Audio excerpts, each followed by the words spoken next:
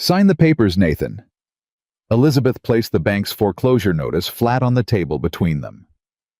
Unless you let me show you what's underneath this land first. Nathan looked at the woman who had been his wife for exactly 11 days. A stranger from Pennsylvania.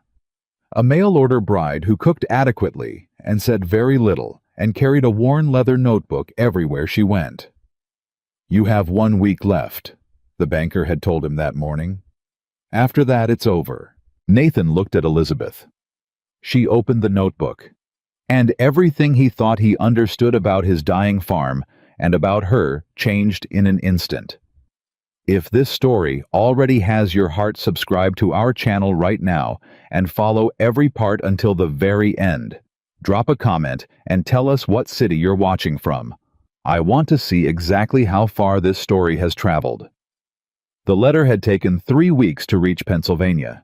Elizabeth Carter read it twice at the kitchen table alone in the house where she had spent the last 4 years caring for her dying grandfather, and when she finished reading it the second time, she folded it carefully and set it beside her coffee cup and sat very still for a long moment. The letter was not romantic. It did not pretend to be. A rancher named Nathan Cole, writing from a valley in Colorado Territory, explained in plain and direct language that he was 35 years old, that he owned land his father had built from nothing, that he had no family left to speak of, and that he needed a partner who was willing to work hard and ask for nothing easy. He did not promise comfort. He did not promise love. He said the winters were brutal and the summers were dry and the work never stopped. Most women, Elizabeth supposed, would have set that letter aside. She read it a third time. Then she wrote back. Her reply was simple. She told him she was 27. She told him she could cook and keep a house and work long hours without complaint. She told him she was not afraid of hard things. She did not tell him everything. There were things she had learned to keep close, things her grandfather had pressed into her hands over years of early mornings and long evenings at his side, and she had lived long enough to understand that certain kinds of knowledge made certain kinds of men uncomfortable before they had a reason to trust you. So she kept that part to herself. 3 months of letters followed. Nathan's handwriting was careful and deliberate, the handwriting of a man who did not waste words. He told her about the land. He described the valley in a way that made it sound both beautiful and brutal. He wrote about his father's vision about the cattle, about the fields that stretched all the way to the ridge on clear mornings. He never once wrote about hope. Elizabeth noticed that. A man who wrote about a place without once mentioning hope was a man who had already stopped believing in it. She accepted his proposal at the end of the 2nd month. She packed 1 suitcase. The notebook went in first. The train ride from Pennsylvania to Colorado Territory took 4 days, and Elizabeth spent most of it watching the landscape change outside the window. The green rolling hills flattening into something wider and wilder and quieter than anything she had grown up knowing. She pressed her hand against the glass somewhere in Kansas and watched the horizon stretch out so far that it seemed to swallow the sky, and something in her chest recognized that feeling. Her grandfather had described the western land that way. He had said it was the kind of country that showed you exactly who you were because there was nowhere to hide from yourself out there. She thought about what Nathan's last letter had said, the one she had received just before boarding the train.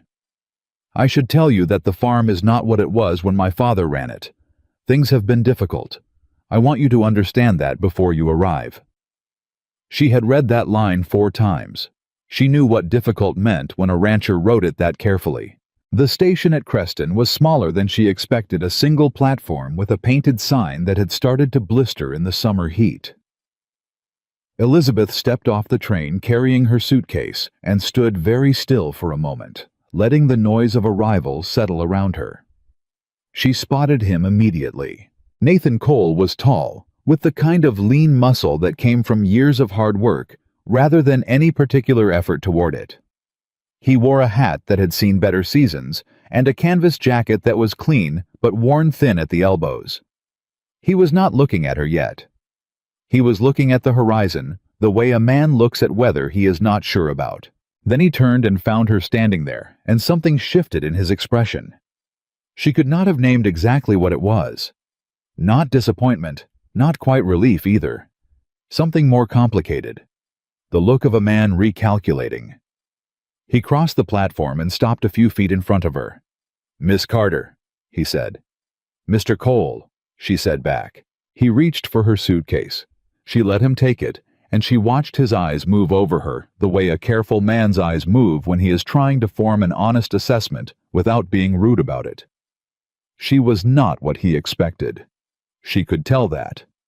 She was on the slight side, and her hands were soft-looking at first glance, and she had a way of standing that was too still and too observant for someone who was simply nervous. "The wagon's this way," he said. She followed him. The drive out to the farm took 40 minutes, and they spent most of it in a silence that was not exactly comfortable, but was not hostile either. It was the silence of two people who were aware that they had made a significant decision and were now in the process of understanding what that decision actually looked like. Elizabeth watched the land. She watched it the way she had been taught to watch it, not for beauty, not for impression, but for information. The color of the grass at the roadside told her things. The angle of the vegetation along the creek bed told her things. The dryness of the soil at the edge of the wheel ruts told her things. She stored all of it quietly. Nathan spoke first. "I should tell you again in person that the farm has been struggling." He kept his eyes on the road. "I said it in the letter, but I think I said it gently. The truth is less gentle than that." "Tell me the less gentle version," Elizabeth said. He glanced at her. "We had 2 bad harvests in a row. The cattle numbers are down. The bank gave me a final notice 6 weeks ago. I have until the end of the season to show a return, or they take the property." He paused. "I thought you should know that clearly before we reached the house." Elizabeth nodded. "How long before the end of the season?" 8 weeks, maybe 9. "And what have you tried?" He glanced at her again, longer this time. "I've tried everything I know how to try." "Tell me what that means." There was a brief silence. "More irrigation. Different planting schedules. I hired 2 extra hands last spring, paid them out of money I didn't have. Nothing held." He exhaled slowly. "The land just stopped producing." Elizabeth looked at the road ahead. "Land doesn't stop producing," she said. "It stops responding to what you're doing. That's a different problem." Nathan said nothing for a moment. Then he said, "You speak about land like you've worked it." "I have," Elizabeth said simply. He didn't ask more than that. Not then. The farmhouse was exactly what she expected and exactly what it needed to be. It was plain and functional and had the kind of quiet exhaustion that buildings take on when the people inside them have been fighting too hard for too long. Elizabeth carried her own suitcase inside because Nathan was already pulling the wagon around, and she stood in the main room and took it in carefully. The furniture was sparse but solid. Her grandfather's voice came back to her. "You can learn everything you need to know about a man from how he keeps the things he can't replace." The table was worn smooth at the edges from years of use, but it was clean. The floor was swept. The windows were cloudy with dust, but they were intact. This was not a man who had given up. This was a man who was running out of time. She set her suitcase on the bed in the small room off the kitchen. The room Nathan had clearly prepared for her, a gesture that was practical, but also careful. A man who understood boundaries without being told, and she sat for a moment and looked at the wall. Then she opened her suitcase and took out the notebook. Her grandfather, William Carter, had spent 30 years studying soil and crops and water systems across 3 territories. He had never been a famous man. He had never published his work or sought any recognition for it. He had simply spent his life paying attention to the land in a way that most people didn't bother to, and he had written everything down in a series of notebooks, and when he died, he had left them all to Elizabeth.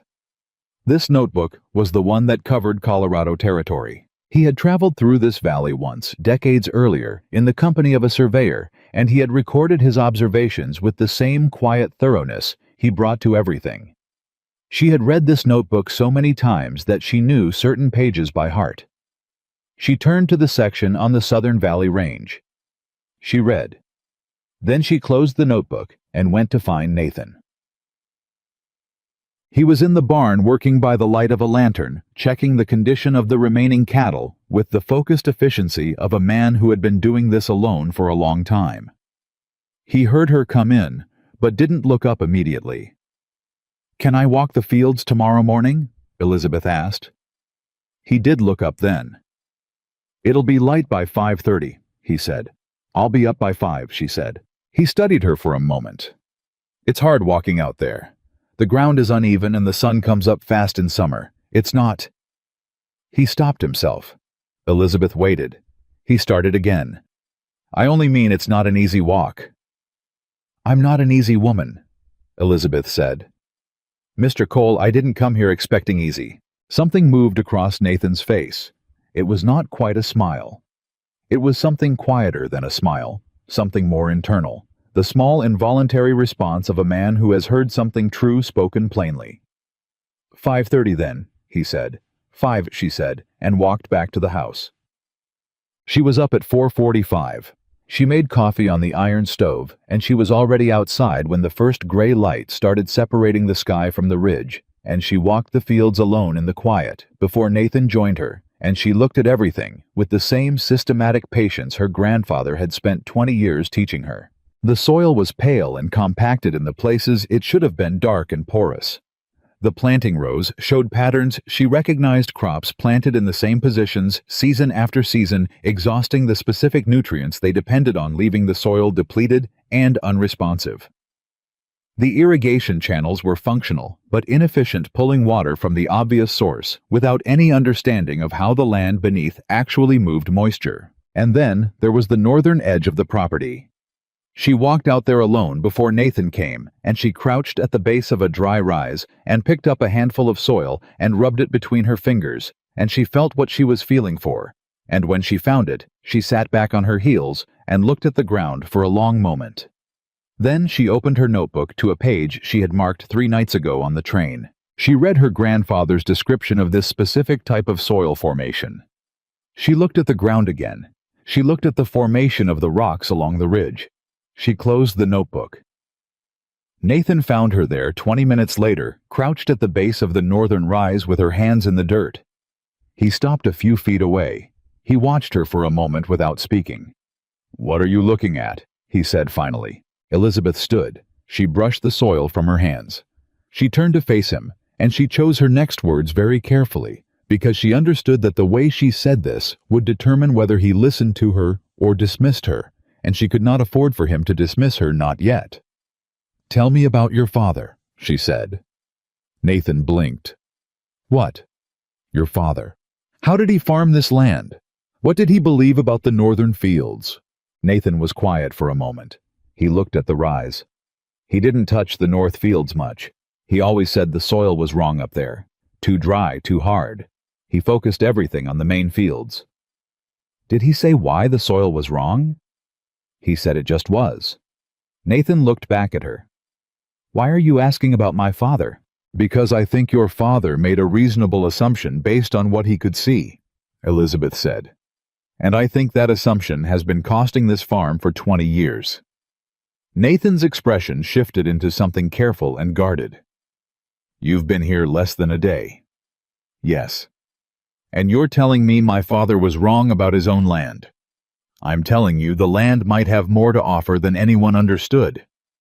"That's a kind way of saying the same thing." "Maybe," Elizabeth said.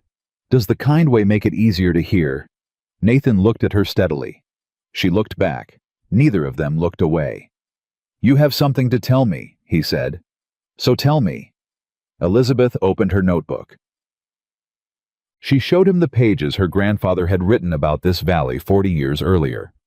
She translated the careful old notations into plain language, pointing out what the soil composition meant, what the rock formation along the northern ridge indicated, what the particular dryness of that patch of ground actually suggested when you understood it correctly. Nathan listened. He did not interrupt. He did not dismiss her, but she could feel the weight of his skepticism the way a man who has been failed by too many things holds back belief like something precious he can no longer afford to spend carelessly. When she finished, he looked at the northern rise. "You're saying there's water under there," he said. I'm saying the geology suggests it strongly. My father dug wells on this property. 3 of them. I know. I can see 2 of the markers from here. She looked at him. He dug in the right general area and in the wrong specific places. There's a difference. Nathan took a slow breath. Miss Carter. Elizabeth. A brief pause. Elizabeth, he said. I have 8 weeks.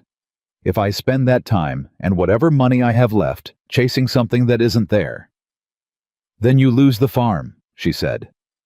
Which is what happens if you don't. He had no answer for that. I'm not asking you to believe me yet, Elizabeth said. I'm asking you to let me show you the other things first. The things that don't require digging or money or risk. Let me show you those, and if they don't work, then you can send me back to Pennsylvania and call it a failed experiment, and at least you'll know. The silence between them was long enough that a hawk crossed overhead, and neither of them looked at it. What other things? Nathan said. The next 2 weeks were the hardest. Elizabeth had worked since the months after her grandfather's decline, when she had managed his care and his affairs and his notebooks all at once. She was up before dawn every morning, and she was still at the kitchen table after Nathan had gone to bed studying records and writing calculations in the margins of her grandfather's pages. She redesigned the planting rotation herself, working from first principles, explaining each decision to Nathan in careful detail, not because she needed his permission, but because she understood that a man who understood why he was doing something would commit to it differently than a man simply following orders. Nathan asked questions. Good questions. Stubborn questions sometimes. She answered every one of them. Why move the wheat? He demanded one evening, leaning over the table with his arms crossed. My father planted wheat in the south field for 15 years. And depleted the nitrogen in that soil for 15 years? Elizabeth said without looking up. Wheat is a heavy feeder. That soil is exhausted. Move it to the eastern plot and let the south field recover with a cover crop. Cover crop doesn't sell. Neither does wheat that grows 6 inches and dies. He stood there with his arms still crossed. How do you know all this? He said. Elizabeth looked up at him. She had been waiting for that question. She set down her pencil. My grandfather was a soil scientist, she said. Not officially. He had no credentials. But he spent 30 years studying how land worked in the Western Territories, and he wrote everything down. He started teaching me when I was 9 years old. Nathan said nothing. I didn't put it in my letters, Elizabeth continued. I thought if I explained that I had farming knowledge, you'd either not believe me, or you'd expect me to run the farm for you from the start. And I didn't want either of those things. I wanted to see the land first. I wanted to understand what we were dealing with before I made any claims. Nathan was quiet for a long moment. You didn't trust me with the truth, he said. The words were not accusatory. They were careful, but they landed heavily. No, Elizabeth said. I didn't. She paused. I'm trusting you with it now. Nathan looked at her for a long time. Then he pulled out the chair across from her and sat down. Show me everything, he said. 12 days into the new rotation, the first signs appeared. A section of the eastern wheat plot that had been showing dry and listless started to stand. Just slightly. Just enough. But Nathan was in the field when it happened, and Elizabeth was 20 feet away, checking the moisture levels in the soil, and she heard him stop walking. She looked up. He was standing very still, looking at the wheat. That's different, he said. Yes, she said. He looked at her. That's because of the rotation. That's because of the rotation. He looked back at the wheat. His jaw moved slightly, the way a man's jaw moves when he is trying not to show something. What else? He said. His voice was quieter than it had been before. She told him about the irrigation adjustment, how redirecting the channel by 8 degrees would allow the water to reach 3 additional rows that had been dry for 2 seasons. He listened without interrupting. Then he went and made the adjustment himself that same afternoon without being asked twice. The next morning, those 3 rows showed moisture for the first time in months. Nathan came into the kitchen and stood in the doorway and looked at Elizabeth, who was already at the table with her notebook. "Tell me about the North Fields," he said. Elizabeth set down her pencil. "Sit down," she said. "This part takes more than 5 minutes."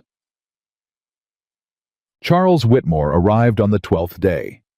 He came without announcement, as men like Charles Whitmore often did, riding up to the fence line on a horse that was worth more than most of Nathan's equipment, wearing the kind of confident expression that came from spending a lifetime knowing that other people needed things from you. He was 52 years old, and he owned the largest spread in the valley, and he had wanted Nathan's land for 3 years.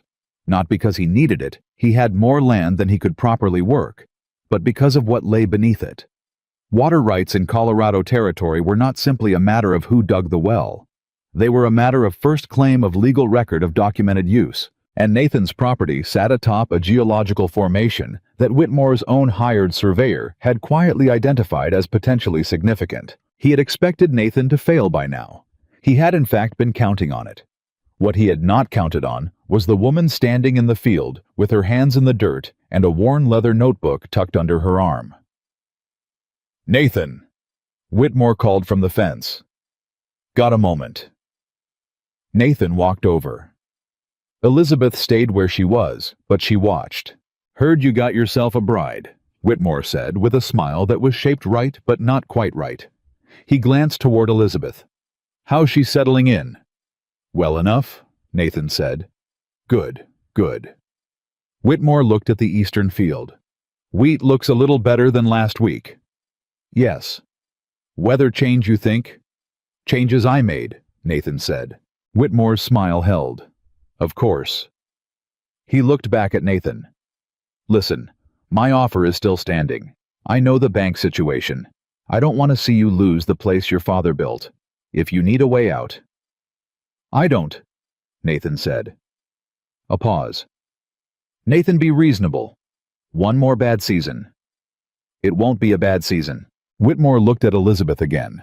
She was watching him with a calm, steady expression that he apparently did not expect from a mail-order bride who had been there less than 2 weeks. Something shifted in his face. It was brief, barely visible, but Elizabeth caught it. He knew something, or he suspected something. She wasn't sure which yet. "Well," Whitmore said, pulling his horse's reins, "my offer stands. Anytime you change your mind." He tipped his hat in Elizabeth's direction. "Ma'am." He rode away. Nathan turned back toward the field. Elizabeth walked to meet him. "What did he offer you?"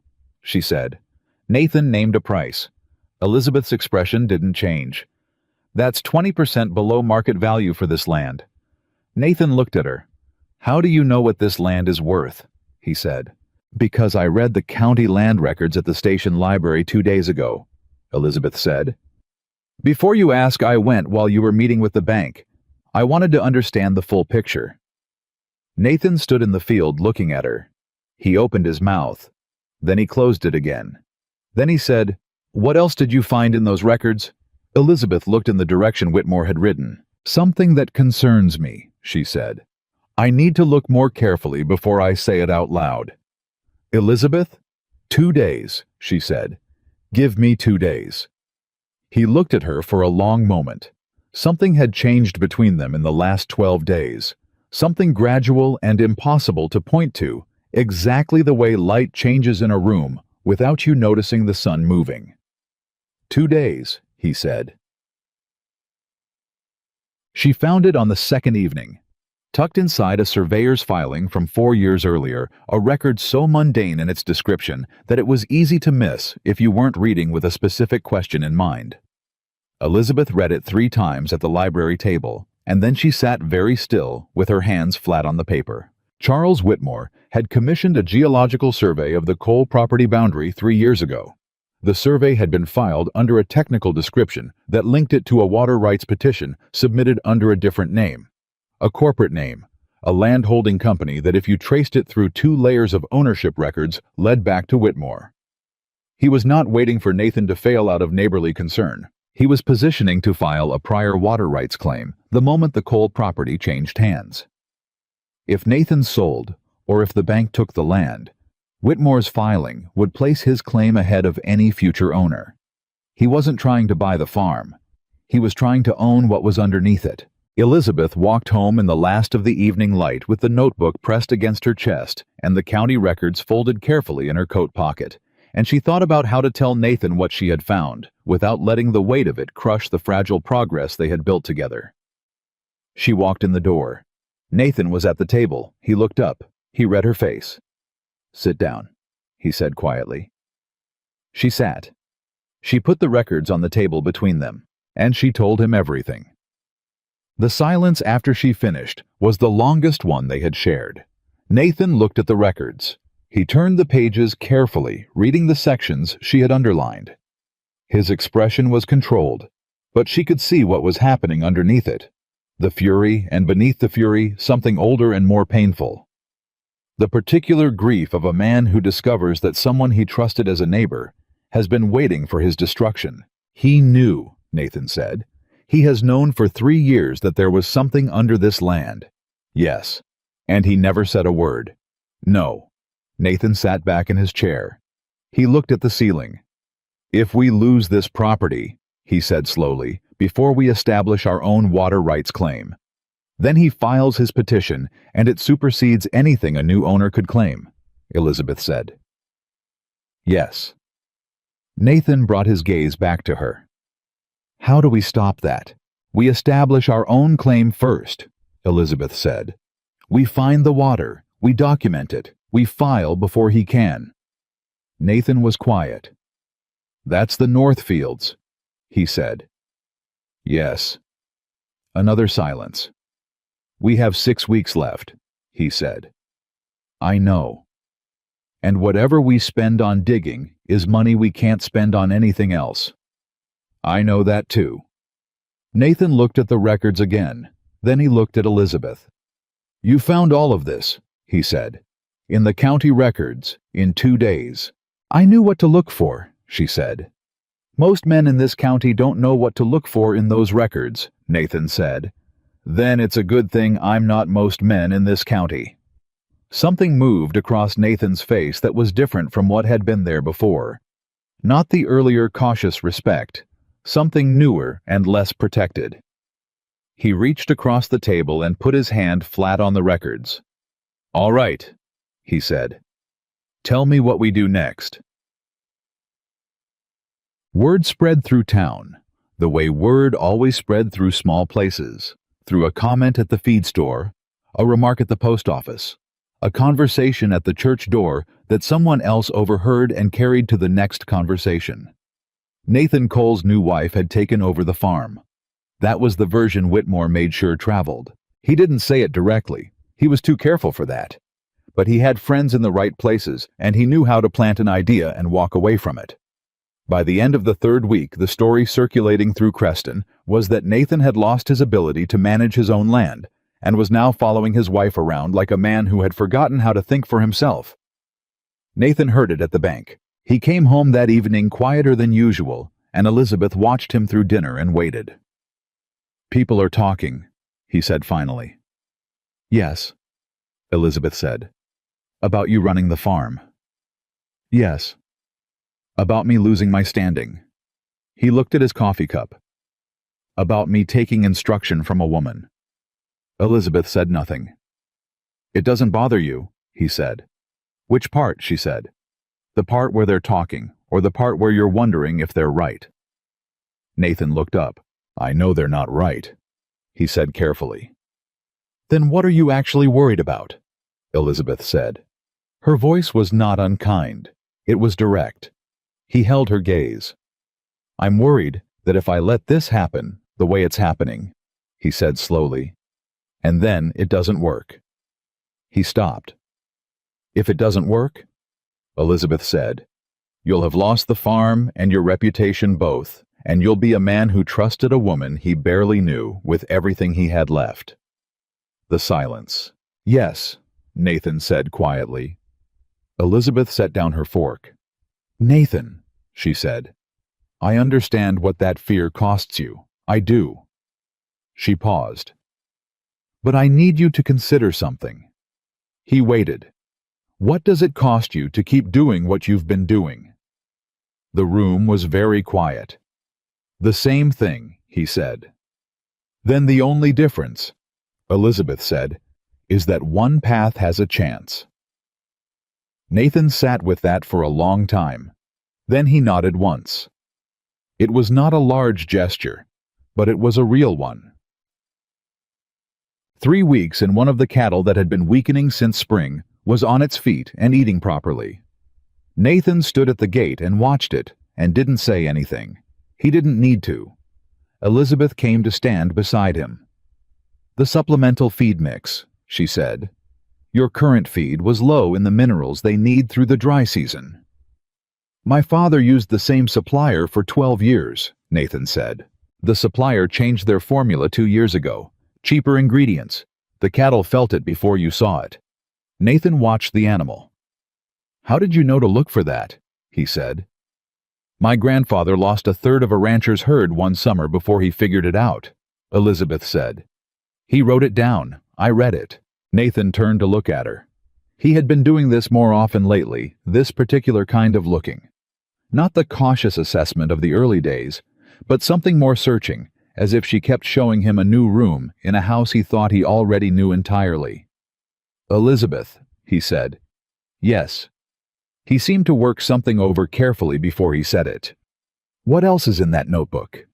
She met his eyes. "More than we've had time for yet," she said. He nodded slowly. "Then I hope we have more time," he said. It was the closest thing to a future he had acknowledged out loud since she arrived. She filed it away quietly, the way she filed things that mattered. The morning of the 22nd day, Nathan came in from the fields while Elizabeth was reviewing the water rights documentation, and he stood in the doorway with an expression she hadn't seen on him before. "Whitmore redirected the creek," he said. Elizabeth looked up. "The upper irrigation channel," Nathan said.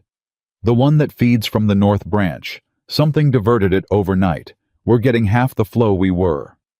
Elizabeth set down her pen. "He's trying to force the timeline," she said. "If we lose the creek flow, the wheat we've built won't hold through a dry week," Elizabeth said. She stood. "How long do you have before it starts to show?" 5 days, maybe 6. She looked at him. "Then we move the digging to this week." Nathan's expression was tight. "We don't have what we need." "We have what we need," she said firmly. "We have the records. We have the soil analysis. We have your grandfather's markers and my grandfather's notes and 6 weeks of everything we've built here." She came around the table and stood in front of him. "Nathan, we knew this was coming. We just didn't know when." He looked at her. "I need you to decide," she said quietly. "Not because I'm asking you to trust my knowledge anymore. I think we're past that." She held his gaze. "I need you to decide because this is your land. It was your father's land, and what we do next has to come from you." Nathan was very still. Outside the morning was already hot and dry and relentless. He looked at her for a long moment. Then he said, "We start digging tomorrow." And something in the room shifted, something permanent and irreversible, the way land shifts after a long drought when the first real water finally finds it.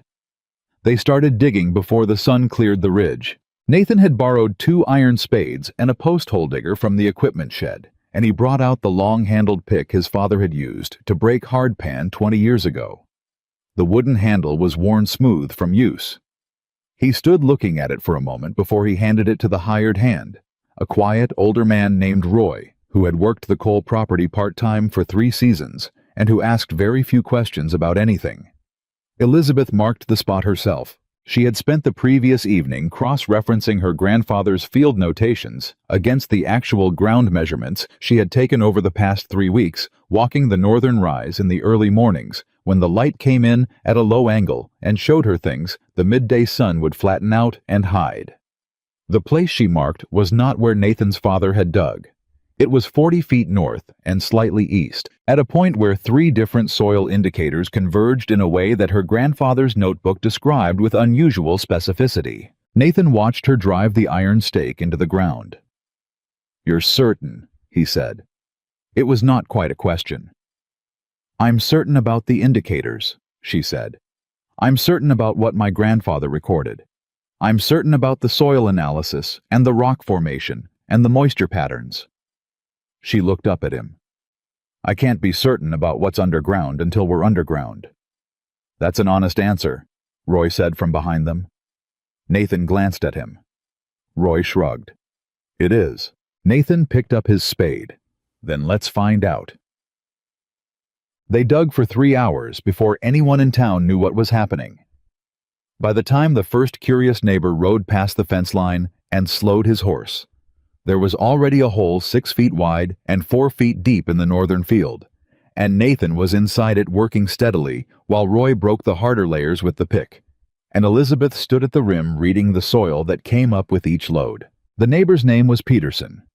He was a wheat farmer 2 miles south, a decent enough man who minded his own business most of the time, but who had the same weakness. Most people in small places had. He could not see something unusual happening without telling someone about it. He called over the fence. "Nathan, what are you doing up there?" "Digging," Nathan said without stopping. "For what?" Nathan paused and looked up at Peterson. "Water," he said. Peterson looked at Elizabeth, then back at Nathan. "Your father tried to well the north field, said the ground was wrong." "My father was working with the information he had," Nathan said. A pause. "The bank know about this," Peterson said. "The bank knows I have 6 weeks to produce a result," Nathan said. "This is me producing a result."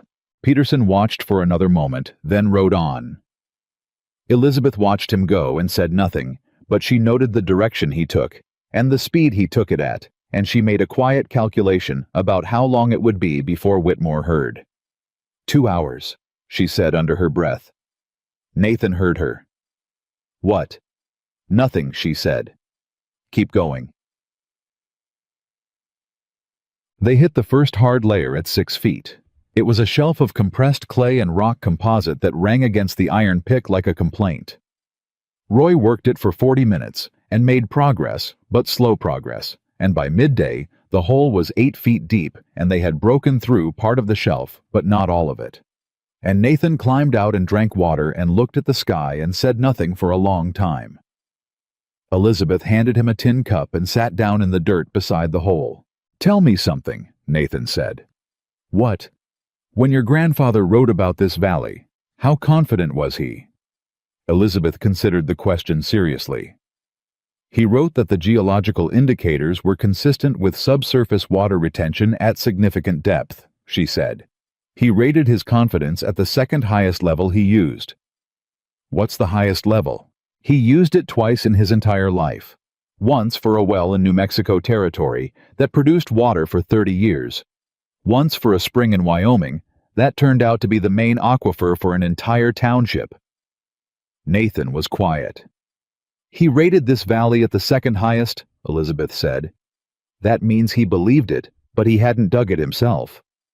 And you trust his second highest the same way you'd trust his highest?" Elizabeth looked at the hole. "My grandfather was the most careful person I ever knew," she said. "He didn't write things he wasn't willing to stand behind." She paused. "Yes, I trust it." Nathan handed back the cup. He stood. He picked up the spade. "Then let's keep going," he said. Whitmore arrived at 2 in the afternoon. He did not come alone this time. He brought a man named Garrett, who worked as his land manager, and another man Elizabeth didn't recognize, but who had the look of someone who carried legal documents for a living. They came to the fence line, and Whitmore called out, and Nathan climbed out of the hole with dirt on his hands and his face, and stood 40 feet away from the fence and waited. "Nathan," Whitmore said. His voice carried easy and unhurried across the field. "Heard you started digging." "Word travels fast," Nathan said. "It does." Whitmore looked at the hole. at Elizabeth beside it, at Roy still working in the bottom. "I hope you know what you're doing." "I do," Nathan said. "Because digging a well that doesn't produce in the next few weeks is my business," Nathan said. "Same as always." Whitmore smiled. Not the almost right smile from before. This one was thinner. "I only want to make sure you understand your position, Nathan. If you spend your remaining capital on a dry hole—" "It won't be dry," Nathan said. Silence. "You sound very confident," Whitmore said. His eyes moved to Elizabeth. Stayed there. "I wonder where that confidence is coming from." Elizabeth looked back at him. Steady. No expression she would give him anything from. "Come back in a week," Nathan said. "See what we find." Whitmore looked at him for a long moment. Then he nodded slowly. "A week," he said. He turned his horse and rode back with his 2 men behind him, and Nathan watched them go without moving until they were out of sight. Then he turned back to the hole. "He's going to do something," Elizabeth said. "I know. He won't wait a week."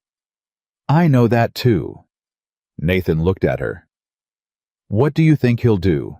Elizabeth thought about the documents she had found in the county records, about the layered legal structure Whitmore had spent 3 years building, about the way a man like that operated not with force, but with procedure, with paperwork, with the quiet weaponization of systems that most people never bothered to understand. "He'll try to file something," she said.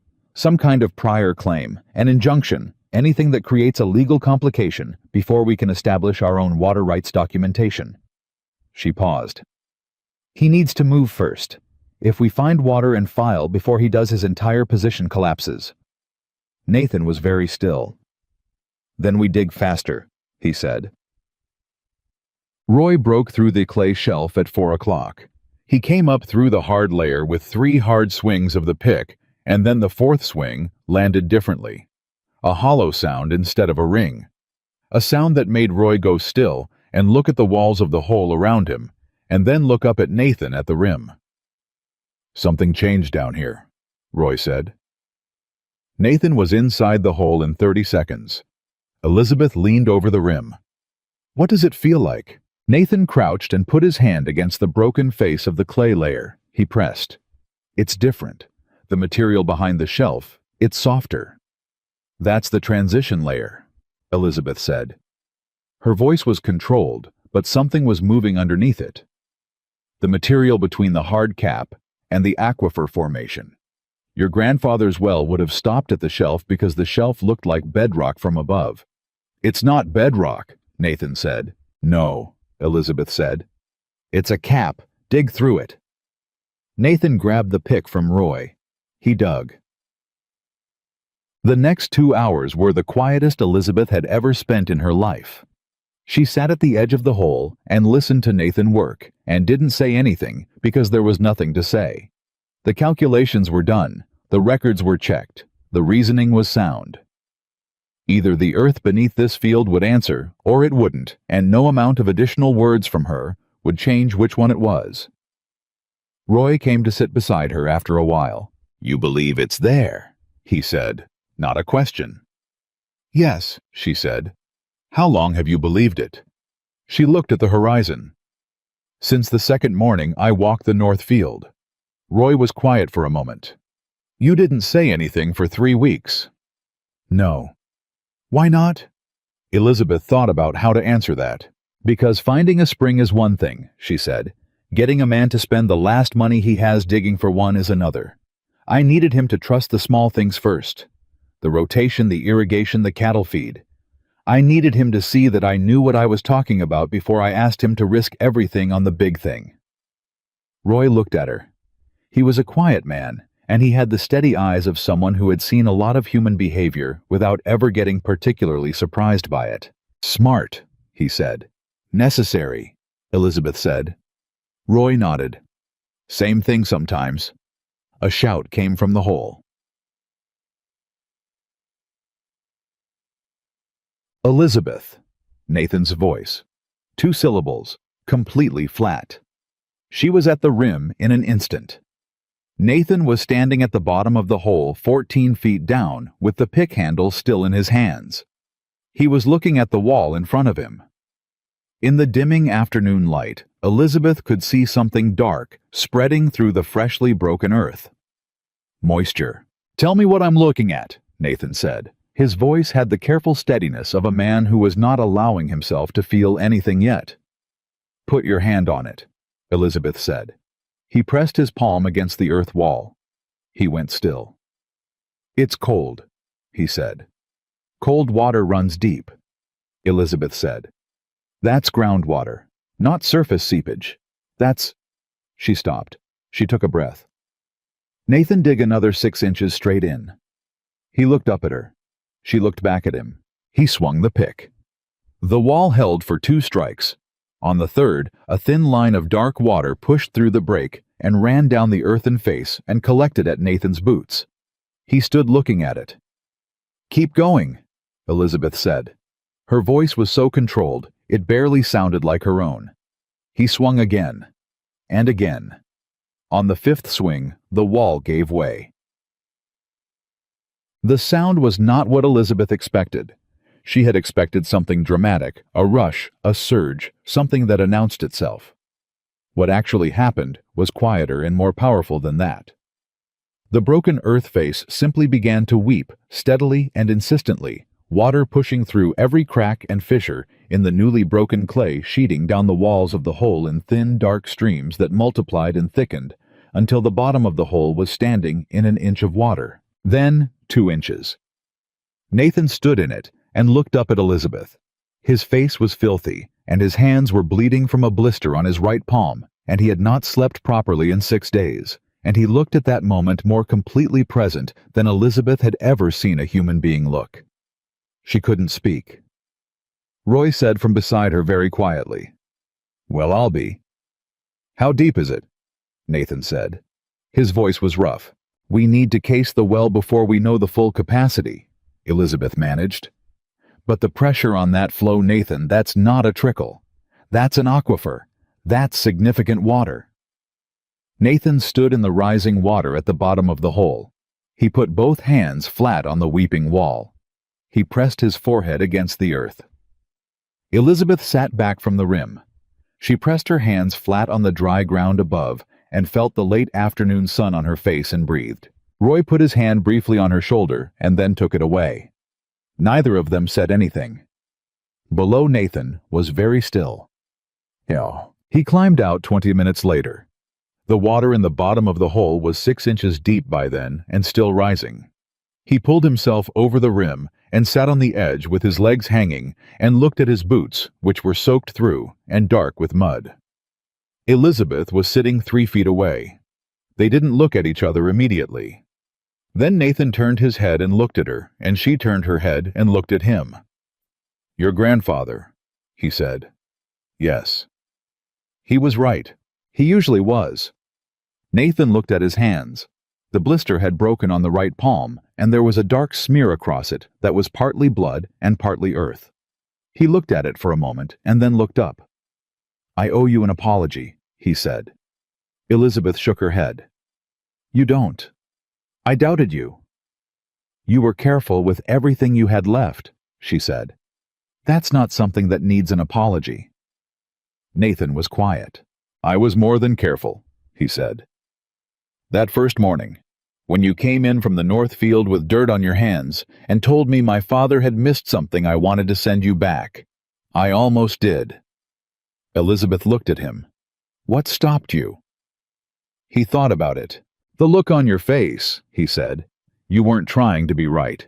You were certain.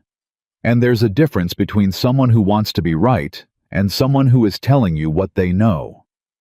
He paused. "I've been a long time around people who wanted to be right. It looked different from you." Elizabeth said nothing for a moment. "My grandfather taught me that certainty and arrogance aren't the same thing," she said. "Arrogance doesn't listen. Certainty doesn't need to be loud." Nathan nodded slowly. "What do we do now?" Roy said. He had been standing off to the side, giving them room, but the practical question was practical. Nathan looked at Elizabeth. We document it, she said immediately. Tonight, we measure the flow, we record everything we can establish about the source and volume, and first thing tomorrow morning, one of us rides to the county seat to file a water rights claim. I'll go, Nathan said. You know the filing procedures. He paused. I'll go with you, Elizabeth said. I know the filing procedures. Roy almost smiled. Nathan stood. He looked at the hole, at the groundwater still rising in it, at the last of the afternoon light catching the surface of it 14 feet down. My father dug 3 wells on this property, he said, 40 feet north and east of this spot. 40 feet north and east, Elizabeth confirmed. 40 feet, Nathan said. Yes. He looked at her. If he had dug here, he would have found it 20 years ago, Elizabeth said, and this farm would have looked very different. Nathan absorbed that. But he didn't, Elizabeth said more gently. And you did. He looked at her with an expression she hadn't seen on him before. Something that was grief and gratitude together, tangled up in a way that didn't have a clean name. We did, he said. They rode to the county seat the next morning before the sun was fully up. Elizabeth sat beside Nathan on the wagon bench with the documentation folded in the inside pocket of her coat and her grandfather's notebook in her lap, and the county records she had copied 3 weeks ago, wrapped in oilcloth at her feet. She had spent the night organizing everything into a single clear filing package, cross-referencing the flow measurements Roy had taken every 2 hours through the night against the geological records from the original survey and her grandfather's notations, building a document that any land office clerk would recognize as thorough and professionally assembled. Nathan drove. He was quiet the way he was quiet when he was thinking hard. Will it hold up? He said about 20 minutes into the ride. The documentation, all of it, the claim. It's solid, Elizabeth said. We have original geological survey data, current flow measurements, personal field notes going back 4 weeks. We have everything a water rights filing needs. And Whitmore? Elizabeth looked at the road. His prior petition is registered under a corporate holding name, she said, which means when our claim is filed today, the land office will require him to appear in person to contest it. He can't do that through a surrogate. She paused. He'll be angry. He'll be more than angry, Nathan said. Yes. Nathan kept his eyes on the road. He has friends at the county seat, he said. I know. The land clerk Henderson Whitmore's been friendly with him for years. I know that too, Elizabeth said, which is why our filing is clean enough that no clerk can reject it on procedural grounds without exposing himself to a complaint. She looked at Nathan. I made it very difficult to find a reason to refuse. Nathan glanced at her. You thought of that already? I thought of it 2 weeks ago. He looked back at the road. Elizabeth, he said. Yes, when you wrote me that letter, the first one.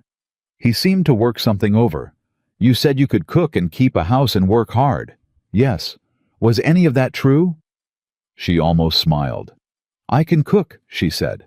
I'm adequate at it. And the rest? I told you what I thought you needed to hear, she said. To get here. To see the land. She paused. I'm not sorry for it. Nathan was quiet for a long moment. I'm not asking you to be, he said. The land office was a single room at the back of the county courthouse, and the clerk behind the desk was a thin man named Henderson, who looked up when they came in with the flat expression of someone performing an official function and hoping to be done with it quickly. He looked at Nathan. He glanced at Elizabeth. He looked back at Nathan. Mr. Cole, he said. Didn't expect to see you. I'm filing a water rights claim, Nathan said. He placed the documentation package on the desk. Henderson looked at it without touching it. Water rights on the Cole property have been a matter of some interest lately, he said carefully. I'm sure they have, Nathan said. Henderson picked up the package. He opened it. He began reading with the practiced speed of someone who processed documents routinely, and Elizabeth watched his face as he read, looking for the moment he understood what he was looking at. She saw it, a slight stiffening around the eyes, a pause in the mechanical page-turning. He read the geological documentation twice. He looked up. This is a substantial claim, he said. Yes, Elizabeth said. Henderson looked at her. He had the expression of a man who had not expected to be spoken to by the woman on the other side of his desk. This documentation references a geological survey from 1847, he said. My grandfather's survey, Elizabeth said. Original field notes. You'll find his name in the Historical Record Commission filing from 1851. William Carter. He submitted a territorial land assessment that year. Henderson stared at her. Cross-reference it, Elizabeth said. Please. I'd prefer the filing be verified, rather than challenged later. Henderson looked at Nathan. Nathan looked back at him. The clerk put the documents down. He went to a filing cabinet behind his desk and opened it and searched for a moment and pulled out a bound ledger and carried it back to the desk and opened it and ran his finger down a column of names. He stopped. He looked at the documents again. William Carter, he said quietly. Page 44, Elizabeth said. The Colorado Territory Soil and Water Assessment. Henderson turned to page 44. He read for 2 full minutes. Then he looked up. This filing is in order, he said. His voice had changed slightly. The flat performance of function quality was gone. Thank you, Elizabeth said. I'll need to enter it in the register and issue a receipt. He paused. It will be dated today. Yes, Elizabeth said. It will. Henderson picked up his pen. They were back in the wagon before 9 o'clock. Nathan held the receipted copy of the water rights filing in both hands for a moment before he folded it and put it in his coat pocket. Then he sat and looked at the courthouse front. He's going to try to fight it, Nathan said. He'll challenge the historical survey documentation, Elizabeth said. He'll argue that a 40-year-old field assessment from a non-credentialed surveyor isn't sufficient basis for a prior knowledge claim. Is he right? The territorial court has upheld grandfather clause filings based on older documentation than this in 3 different cases in the past decade. She reached inside the oilcloth at her feet and produced a sheaf of papers. I have the case citations. Nathan looked at the papers. He looked at her. When did you prepare those? He said. Last week, she said. Before we found the water, he said. Before we found the water, she confirmed. Nathan sat looking at the case citations in her hands. Outside, the town was going about its morning wagons, voices the sound of a blacksmith working 2 streets over. Elizabeth, Nathan said. Yes. He turned to look at her directly. I need to ask you something, he said. And I need you to answer me honestly. I always answer you honestly. I know, he said. That's why I'm asking. He held her gaze. Why did you come? He said. Not the letter version. The real version. You had your grandfather's notebooks. You had his knowledge. You could have gone to a dozen farms, a dozen opportunities. Why answer my letter? Why a struggling rancher in Colorado Territory who told you up front that he had nothing to offer? Elizabeth looked at him for a long moment. The town moved around them. Because you told the truth, she said. Nathan waited. Every letter you sent me, she said. You told the truth about how bad things were. You didn't dress it up. You didn't make promises you couldn't keep. You just said, this is what I have. This is what it costs. This is what I need. She paused. I have met very few people in my life who lead with honesty when they're asking for something. Nathan was very still. My grandfather used to say that the land doesn't lie, Elizabeth said. You have to read it honestly or it shows you nothing. I think people are the same way. You read yourself honestly to me. I thought that was worth something. She looked at the courthouse. I still think that. Nathan said nothing for a moment. Then he picked up the reins. We should get back, he said. The well needs casing before the end of the week. Yes, Elizabeth said. He started the wagon moving. They rode in silence for a while, a different silence from any they had shared before. Not the cautious quiet of 2 strangers, not the working quiet of 2 people focused on a task, something easier than both, the particular quiet of 2 people who have said something true and are carrying it together without needing to add to it. After a mile, Nathan said, "You're going to need to teach me those filing procedures." "I plan to," Elizabeth said. "And the rotation schedule for next season? Already written up. And whatever else is in that notebook that we haven't gotten to yet." Elizabeth looked at the horizon.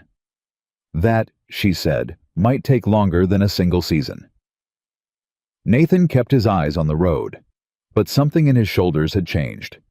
Something had settled that had been held tight for a very long time.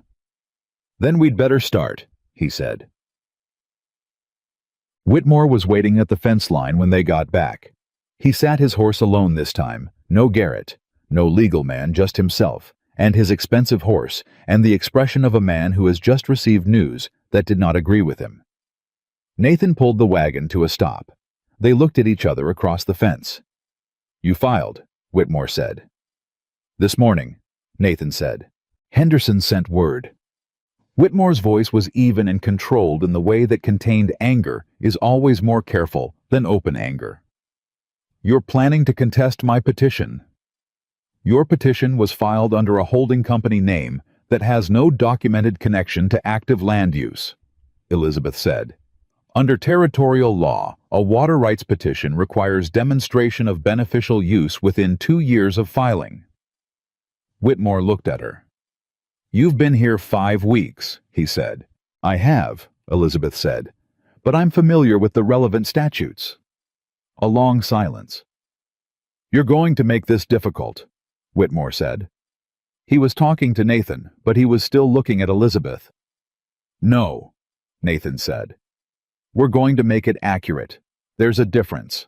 Whitmore finally looked back at Nathan. Something in his face had shifted. Not defeat, not yet, but a recalculation.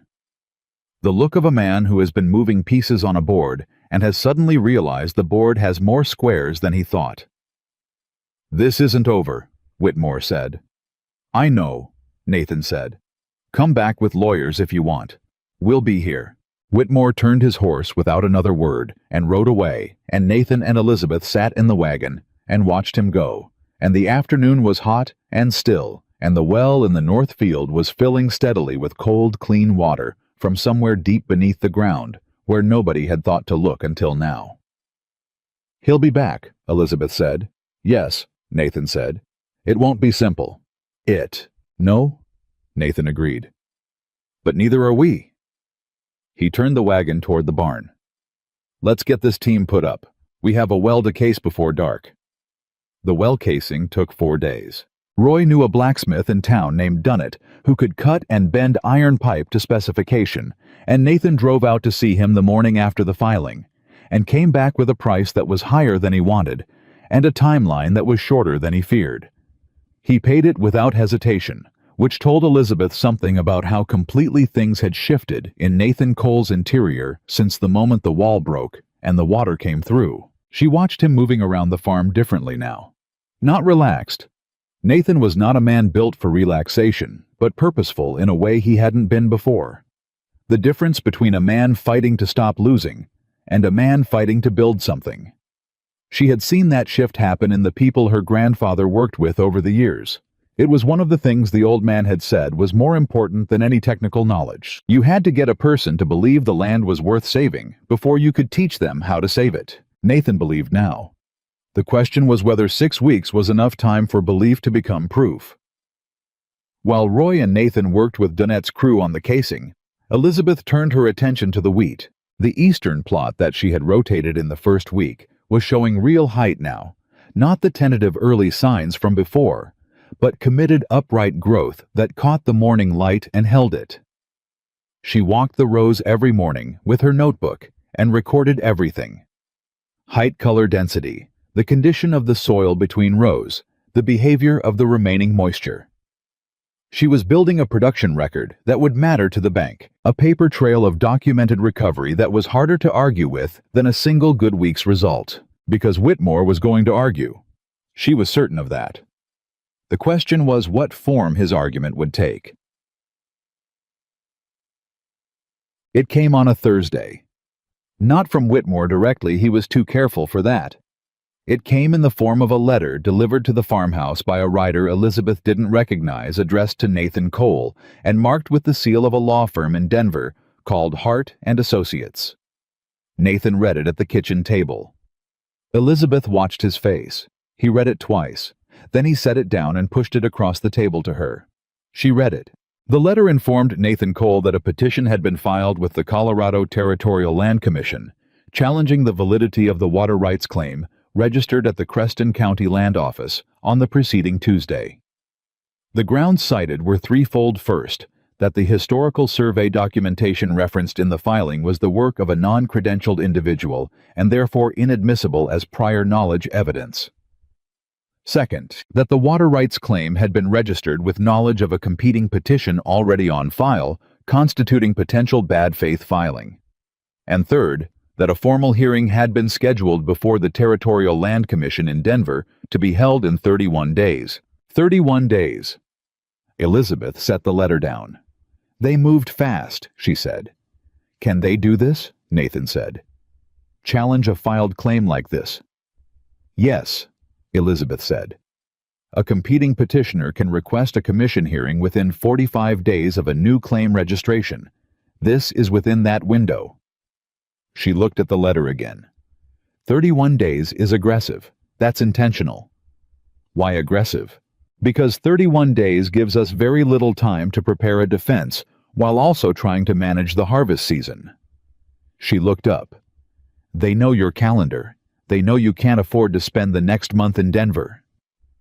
Nathan sat back.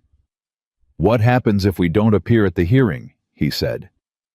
The commission rules in their favor by default, Elizabeth said. Our claim is invalidated. Whitmore's petition advances unopposed. And the farm.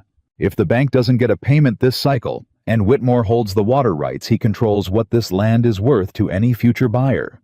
She paused. Including what it's worth to you. Nathan looked at the table. So he doesn't need to buy us out, Nathan said slowly. He just needs to own what's underneath us. Yes, Elizabeth said. And then he waits, or he squeezes. Nathan was quiet for a moment. He's been playing a longer game than I understood, he said. Yes, Elizabeth said. But he's been playing it against a version of this farm that doesn't exist anymore. Nathan looked at her. We can defend this, she said. The historical documentation, the beneficial use argument, the geological evidence, it's a strong case. But we need to present it properly. I don't know how to present anything to a Territorial Land Commission. I do, Elizabeth said. He looked at her steadily. You've done this before.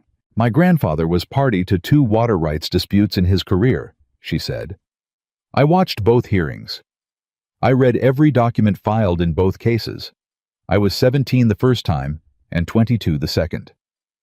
She held his gaze. I didn't come here ignorant of how these things work, Nathan. He absorbed that. What do we need? He said. She was already reaching for her notebook. Roy heard about the letter that afternoon and came to the kitchen door with his hat in his hands and a look on his face that was careful but not uncertain.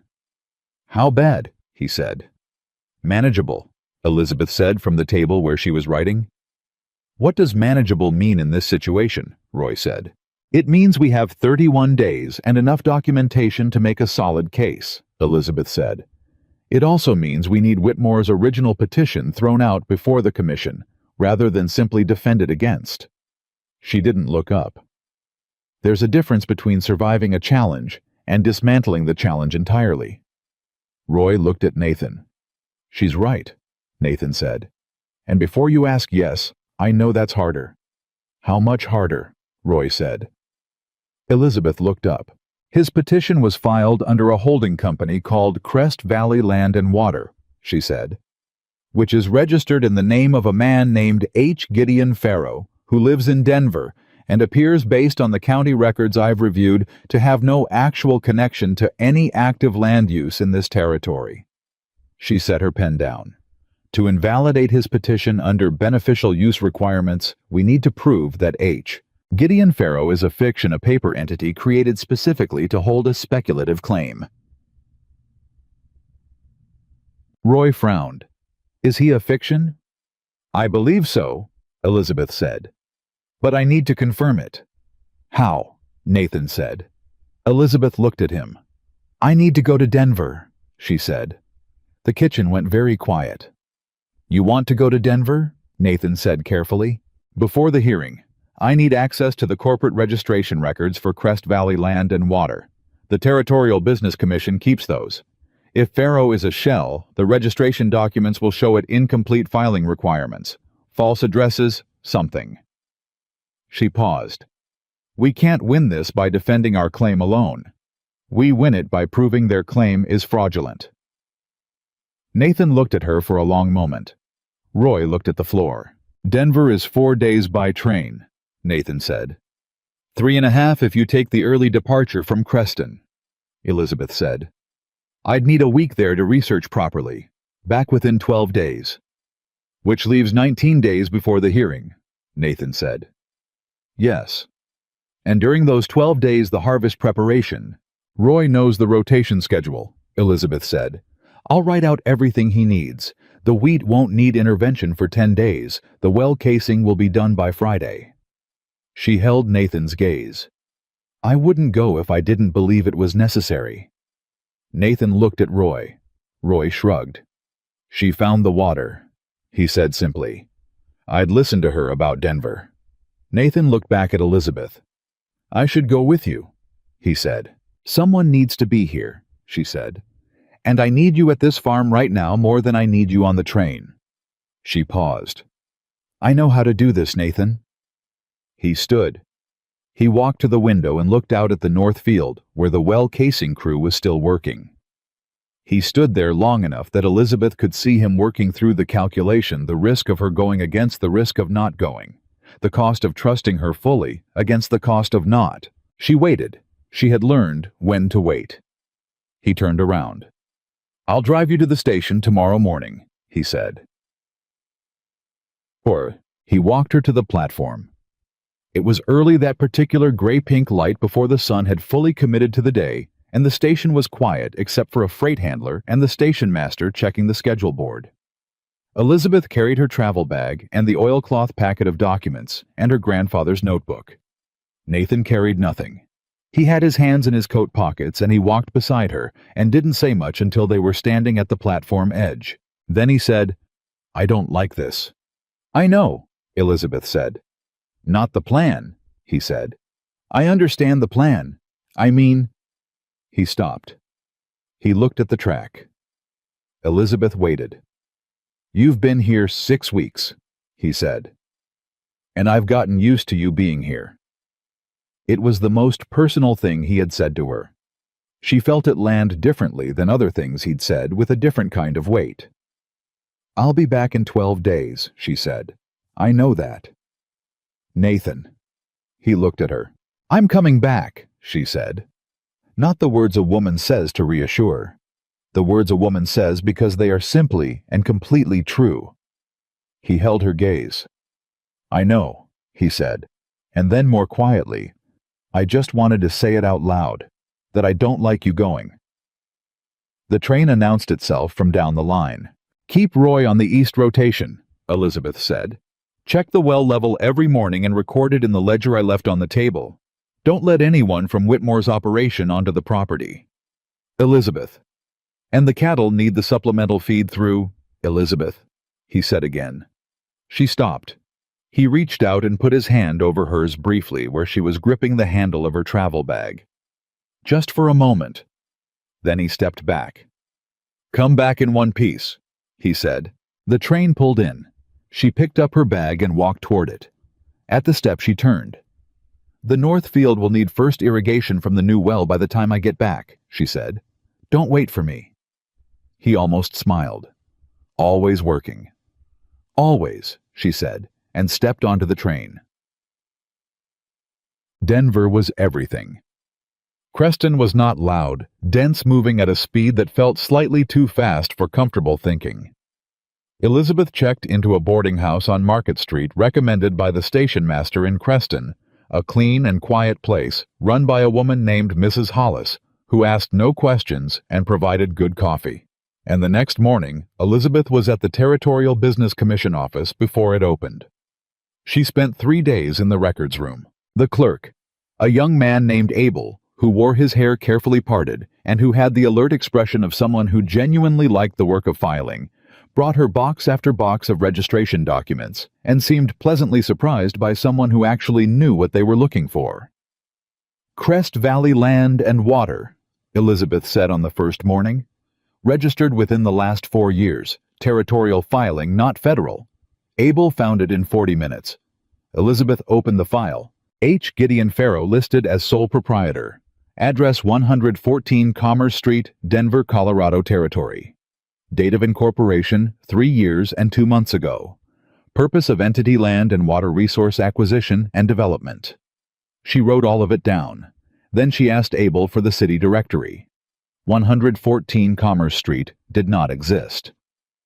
She sat with that for a moment. She asked Abel for the street map ledger, the official city planner's record of addresses issued within the city boundaries. Commerce Street in Denver ran from 1st Avenue to 9th. 114 would place it between blocks 5 and 6. It was a loading dock. Elizabeth wrote that down too. Then she went back to the filing documents and started reading everything in the Crest Valley folder with the systematic patience her grandfather had spent years building into her. On the second day, she found the second thing. The incorporation filing required 2 witnesses to the signing. Both witnesses had signed with addresses. The first witness was another Commerce Street address, also non-existent. The second witness was listed as J. Whitmore, Creston, Colorado Territory, with a street address. Not Charles Whitmore. J. Whitmore. She went to the city directory for Creston, which the commission kept in a reference shelf. James Whitmore, younger brother of Charles Whitmore, manager of Whitmore Land Holdings. Elizabeth sat back in the chair. She looked at the ceiling of the records room for a long moment. Then she picked up her pen and began writing. She sent Nathan a telegram that evening from the post office 3 doors down from the boarding house. It read, "Found what we need. Filing structure reveals direct Whitmore connection to Farrow entity. Preparing documentation. Home in 5 days." She got his reply the next morning at the boarding house desk. It read, "Well producing. East wheat standing. Waiting." She read that last word 3 times. Then she folded the telegram and put it in her coat pocket and went back to the records room. Chapeda. She was back in Creston in 11 days instead of 12. Nathan was at the station. He was standing at the platform edge with his hat in his hand and Roy beside him. And when the train came in and Elizabeth stepped down with her travel bag in one hand and the document case in the other, Nathan crossed the platform without ceremony and took the document case from her hand and said, "Good trip. Productive trip," she said. "Did you find it?" "I found it," she said. "And more than it." Roy nodded approvingly. They walked to the wagon. Nathan loaded her bag. He helped her up to the bench without being asked about it, just reached out his hand, and she took it, and neither of them remarked on that. "Tell me," Nathan said as the wagon started moving. She told him. She laid it out in the same careful sequence she had assembled it in the records room: the false address, the non-existent witness, the James Whitmore signature that connected the paper entity directly to Charles Whitmore's operation. She showed him the documents she had copied and had notarized at the commission office. She explained what each one meant and how it fit with the others. Nathan drove and listened and didn't interrupt once. When she finished, the farm was in sight. He pulled the wagon to a stop just inside the gate and sat for a moment looking at the house. At the north field beyond it, where the well pump handle was visible. At the eastern wheat, which even from the gate showed its new height against the late afternoon light. "He built a fake company," Nathan said. "Yes." "To hold a water rights claim on land he didn't own." "Yes." "And his brother signed the papers. Witness the incorporation," Elizabeth said, "which under territorial corporate law makes both of them party to any fraudulent filing that results from it." Nathan was quiet. "This isn't just a bad water claim," he said. "No," Elizabeth said. If I present this correctly before the commission, it's fraud. It's the kind of finding that doesn't just invalidate his petition. It triggers a review of every land and water filing Whitmore or his holding companies have registered in this territory in the past 5 years. The implication of that settled into the afternoon quiet. He's done this before, Nathan said. It was not a question. That would be my strong suspicion, Elizabeth said. Yes. Nathan sat looking at the farm. Other farms, he said. Other farms, Elizabeth confirmed. Other families who ran out of money and sold out and didn't know why the next buyer never improved the land much. The fury that moved across Nathan's face was quiet and deep, and the most controlled kind, the kind that doesn't shout because it has passed the point where shouting feels sufficient. We take it to the commission, he said. Yes, Elizabeth said. All of it. All of it, she said. We don't just defend our claim. We present the full picture and let the commission do what commissions are supposed to do. Nathan picked up the reins. How long do we have? He said. 19 days. He started the wagon moving toward the house. Then we'd better get to work, he said. How? The next 2 weeks were the hardest and most focused of Elizabeth's life, and that was saying something given the 6 months she had managed her grandfather's decline while running his records and keeping his affairs in order. She and Nathan worked at the kitchen table every evening after the farm work was done, which was itself substantial because the wheat needed attention and the well-needed monitoring, and the cattle were moving into a critical period before the seasonal shift. Roy picked up as much of the field work as one man could carry, without complaint and without needing to be asked twice. Elizabeth suspected Roy had seen a great deal in his life and had formed some opinions about what was worth working for. They built the presentation document together, Nathan and Elizabeth, in a genuine collaboration that Elizabeth had not quite expected. She had prepared herself to explain and persuade, to guide a man through material he didn't know toward conclusions she had already reached. What actually happened was different. Nathan had a sharp and practical legal intelligence that had never been applied to formal proceedings before, but that worked very well once it had something to work on. He asked questions that improved the structure of the argument. He identified places where the logic stepped over a gap without acknowledging it and made her fill those gaps. He pushed back on language he thought was too complex for a commission hearing and made her find plainer words. On the 4th evening, he caught an error in her timeline of Whitmore's filing history. She had put one event 2 months before it actually happened. She stared at it. How did you catch that? She said. I remember when that survey rider came through the valley, Nathan said. It was the fall before my brother died. I can place it by that. She corrected the timeline.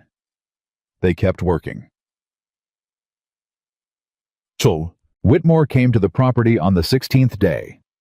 He came alone, which surprised Elizabeth more than the visit itself. He rode up to the fence and called out, and Nathan went to meet him, and Elizabeth came a few feet behind. Whitmore looked different from the last time she had seen him. Some of the expensive confidence was still there, but it sat differently on him now, the way good clothes sit differently on a man who has been wearing them for a very long time and has started to feel the wear. I'd like to speak plainly, Whitmore said. I've been wanting that since you first came to this fence, Nathan said. The hearing, Whitmore said. It doesn't have to happen. Nathan said nothing. I'm prepared to withdraw my petition, Whitmore said, in exchange for a conversation about a water-sharing agreement. Elizabeth looked at Nathan. Nathan didn't look at her. A water-sharing agreement, Nathan said. Your well produces more than your operation needs, I'd expect. I'm simply suggesting that there might be a reasonable commercial arrangement. On water that you tried to take from us, Nathan said. Whitmore paused. I was pursuing my legal rights under territorial law, under the name of a man who doesn't exist, Nathan said, at an address that doesn't exist. The silence that followed was absolute. Whitmore went very still. Elizabeth watched his face go through several things in rapid succession, surprise calculation. A decision about whether to deny it, a recognition that denial wasn't going to work. You've been to Denver, he said, not to Nathan, to Elizabeth. I have, she said. Whitmore looked at her with an expression that was not quite anger and not quite respect. Something between them that had no clean name. "You're a remarkable woman," he said. "I'm a prepared one," Elizabeth said. "There's a difference." Whitmore looked back at Nathan. "The commission hearing happens in 3 days," Nathan said. "As scheduled." "Nathan." Whitmore's voice dropped into something quieter and more deliberate. "We've known each other for 15 years. I don't want to see this become something that damages us both." "It won't damage us both," Nathan said. "I expect it'll damage you considerably more than it damages me." Whitmore looked between them. "What are you planning to present?" he said. "Everything we found," Nathan said. "I'll see you in Denver, Charles." Whitmore sat on his horse for a moment longer. Then he turned and rode away, and this time he rode with a different bearing than any of the times before, the bearing of a man who is recalculating in a hurry. When he was gone, Roy appeared from the barn where he had quietly positioned himself. "He's scared," Roy said. "He should be," Nathan said. Elizabeth was already walking back to the house. 3 days, she said. "We have 3 more days. Come inside." The night before they left for Denver, Nathan found Elizabeth in the barn, working by lantern light, going through the hearing documents one final time, checking each piece of evidence against the argument structure, the way a careful person checks every knot before trusting their weight to a rope. He leaned in the doorway and watched her for a moment. "Elizabeth," he said. She looked up. "Come inside," he said. "You've done everything that can be done. Come inside and sleep. I want to read through the beneficial use section one more time. You've read it 6 times today. 7 is better."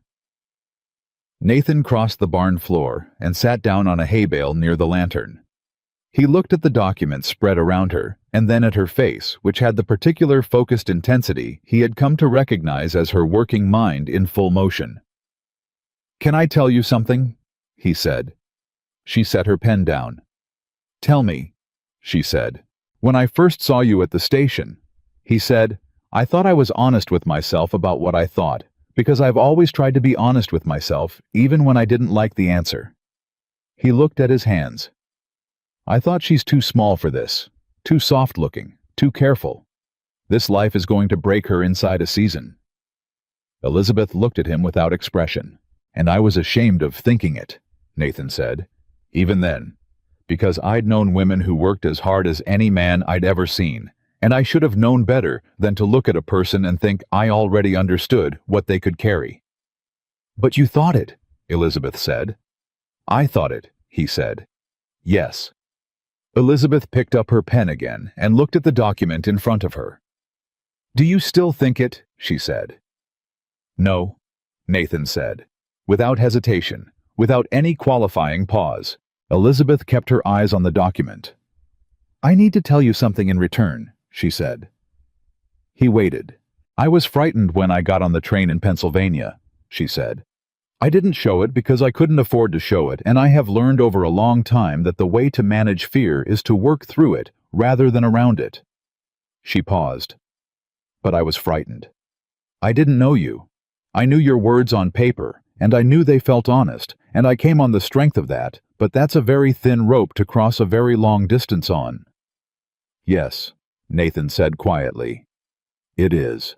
I want you to know that," she said, "because in 3 days, we're going to walk into a commission hearing and present everything we have, and it's going to work. I believe it's going to work." She looked up at him finally. "But I needed you to know that I didn't come here invincible.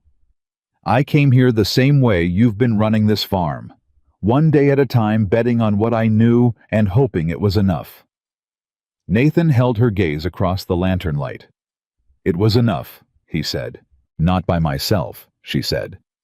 He nodded slowly. "No," he said. "Not by myself either."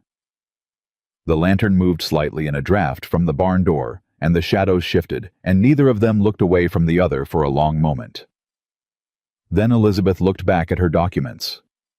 7 times, she said. Nathan stood.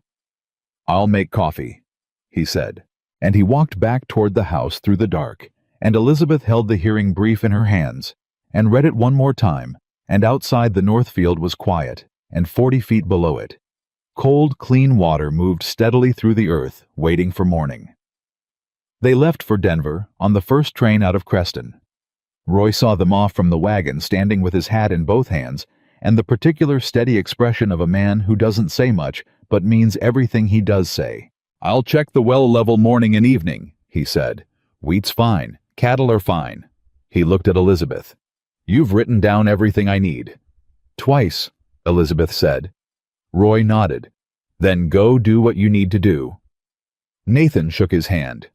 Elizabeth gave him the farm ledger with the daily checklist she had written out in careful columns, and Roy took it the way a man takes something he intends to use properly, folded it once, and put it in his coat. The train ride to Denver was 3.5 hours. They sat across from each other with the document case on the seat beside Elizabeth and the hearing brief on the small table between them. And for the first hour, they reviewed the argument structure one final time. Nathan asking questions, and Elizabeth answering them until they had run through every exchange she could anticipate from the commission, and several she was less certain about. Then Nathan set the brief down and looked out the window, and Elizabeth let him, because she understood by now that this was how he processed things, not through talking, but through a kind of interior work that required quiet. After a while, he said without turning from the window, "What's the commissioner like, Halverson?" "I looked him up," Elizabeth said. "He's been with the Territorial Commission for 11 years. He has a reputation for procedural precision. He doesn't tolerate incomplete filings or sloppy arguments." She paused. "But he also has a record of ruling against speculative land claims. 3 cases in the past 5 years where corporate entities filed water rights petitions without demonstrating actual beneficial use." Nathan turned from the window. "He's ruled against this kind of thing before. 3 times. And won those rulings stand." "All 3 were upheld on appeal," Elizabeth said, "which means the Territorial Court agreed with his reasoning." Nathan absorbed that. "So we have a commissioner who already thinks the way we need him to think," he said. "We have a commissioner whose prior rulings are consistent with our argument," Elizabeth said carefully. "That's not the same as having him on our side. We still have to make the case properly." "I understand the difference," Nathan said. "I know you do," she said. "I'm saying it for myself as much as you." He looked at her. "Are you nervous?" he said. She met his eyes. "Yes," she said without hesitation and without apology. Nathan reached across the table and put his hand flat next to the hearing brief. Not on her hand, just near it. Near enough that she could feel the intention of the gesture without it demanding anything from her. "You've prepared for this more thoroughly than most lawyers prepare for most hearings," he said. "I've watched you work. I know what thoroughness looks like, and I know what you've done." Elizabeth looked at his hand next to the document. "Thank you," she said quietly. He didn't move his hand for another moment. Then he picked up the brief and said, "Tell me about the beneficial use statute one more time. I want to make sure I understand it well enough to answer if Halverson asks me directly." And they kept working. The commission building in Denver was a 3-story stone structure 2 blocks from the Capitol, and the hearing room on the 2nd floor was smaller than Elizabeth had imagined. Not a grand courtroom, but a practical workspace, with a long table at the front for the commissioners, and 2 smaller tables facing it for the opposing parties. Whitmore was already there when they arrived. He had come with 2 men, the legal man from the earlier visit, whose name Elizabeth had since learned was a Denver attorney called Forsyth, and a second man she didn't recognize, who carried a large leather case, and had the careful hands of someone who worked with documents professionally. Whitmore himself was dressed in a dark suit that cost more than most families in Creston spent on clothing in a year, and he sat at his table with the composed authority of a man who had been in rooms like this before and knew how they worked. He glanced at Nathan and Elizabeth when they came in. His expression gave nothing away, but his eyes stayed on Elizabeth half a beat longer than they stayed on Nathan, and she read that without acknowledging it. He knew she was the threat. She set her document case on their table and placed the hearing brief on top of it, and sat down and looked at the front table where Commissioner Halverson would sit, and she breathed steadily and thought about nothing except the order of what she was about to say. Nathan sat beside her, close enough that his arm was an inch from hers. "Whatever happens in here," he said quietly, "I need you to know something." She looked at him. "This farm was dying before you came," he said. "Whether we win today or not, you already changed what was going to happen.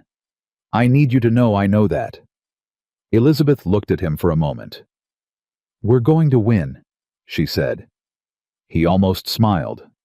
"I know," he said. Commissioner Halverson came in at precisely 9 o'clock, a compact man in his 60s with steel-rimmed spectacles and the unhurried manner of someone who has made enough important decisions in his life that one more, even a consequential one, sits lightly on him. He settled his papers, looked at both tables, and called the hearing to order with the same tone he might have used to ask someone to pass the salt. "This is a hearing on competing water rights claims to the subsurface water source located on the Cole property, Creston County," he said. "Petition number 1-884-W-Cole, filed by Nathan Cole, and challenge petition, filed by Crest Valley Land and Water, represented here by—" He looked at the Whitmore table. "Forsyth," the attorney said, "representing Crest Valley Land and Water." Halverson looked at Nathan and Elizabeth. "Nathan Cole," Nathan said, "representing myself in my water rights filing." He paused.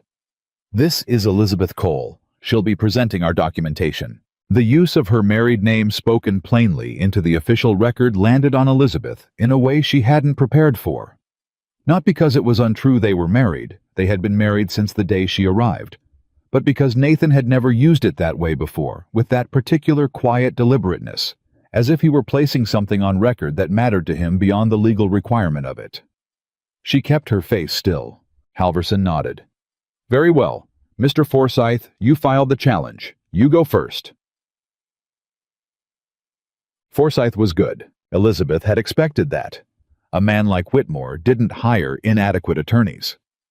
Forsyth stood and laid out his challenge in organized and reasonable-sounding language, questioning the validity of the historical survey documentation, arguing that a 40-year-old field assessment from a non-credentialed individual carried no legal weight as prior knowledge evidence, and asserting that the Cole filing had been made in bad faith given the existence of the prior Crest Valley petition. He spoke for 22 minutes. He was polished and precise, and he structured his argument well, and Elizabeth listened to every word with the same attention she had given the county records in Denver, not for what he was saying, but for the gaps in what he was saying.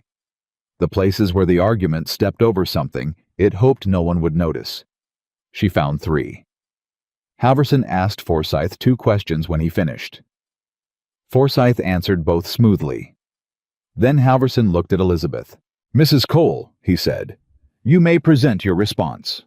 Elizabeth stood. Gang. She started with William Carter, not with his notebooks, not with his survey data, with the man himself. She described him in 3 sentences: a 30-year career studying Western Territory, soil and water systems, a 1851 filing with the Territorial Historical Records Commission documenting his assessment methodology, a record of accuracy in 2 previous water source identifications that had been subsequently confirmed and developed. She placed the Historical Records Commission acknowledgement on the table in front of Halverson before she said his name a second time. Halverson picked it up. He read it. He set it down. "Your grandfather," he said. "Yes," Elizabeth said. "Continue." She presented the geological evidence next, the soil analysis she had conducted herself over 4 weeks. The rock formation data, the moisture pattern documentation. She had organized it not as a collection of separate observations, but as a single continuous argument, each piece connecting to the next. The way a good irrigation channel connects field to field, no gap and no waste. Then she presented the well itself. The flow measurements Roy had taken every 2 hours for the first 3 days. The water quality assessment she had done on the 4th day. The production rate calculation she had derived from the combined data. She laid it in front of Halverson page by page and let the numbers speak for themselves. Halverson read without looking up for 6 minutes. Forsyth sat at his table with his hands flat on the surface and his expression professionally neutral. Whitmore sat beside him and looked at the wall. "This is thorough documentation," Halverson said finally. "Thank you," Elizabeth said. Mr. Forsyth questioned the validity of the historical survey as prior knowledge evidence, Halverson said. "How do you respond to that?"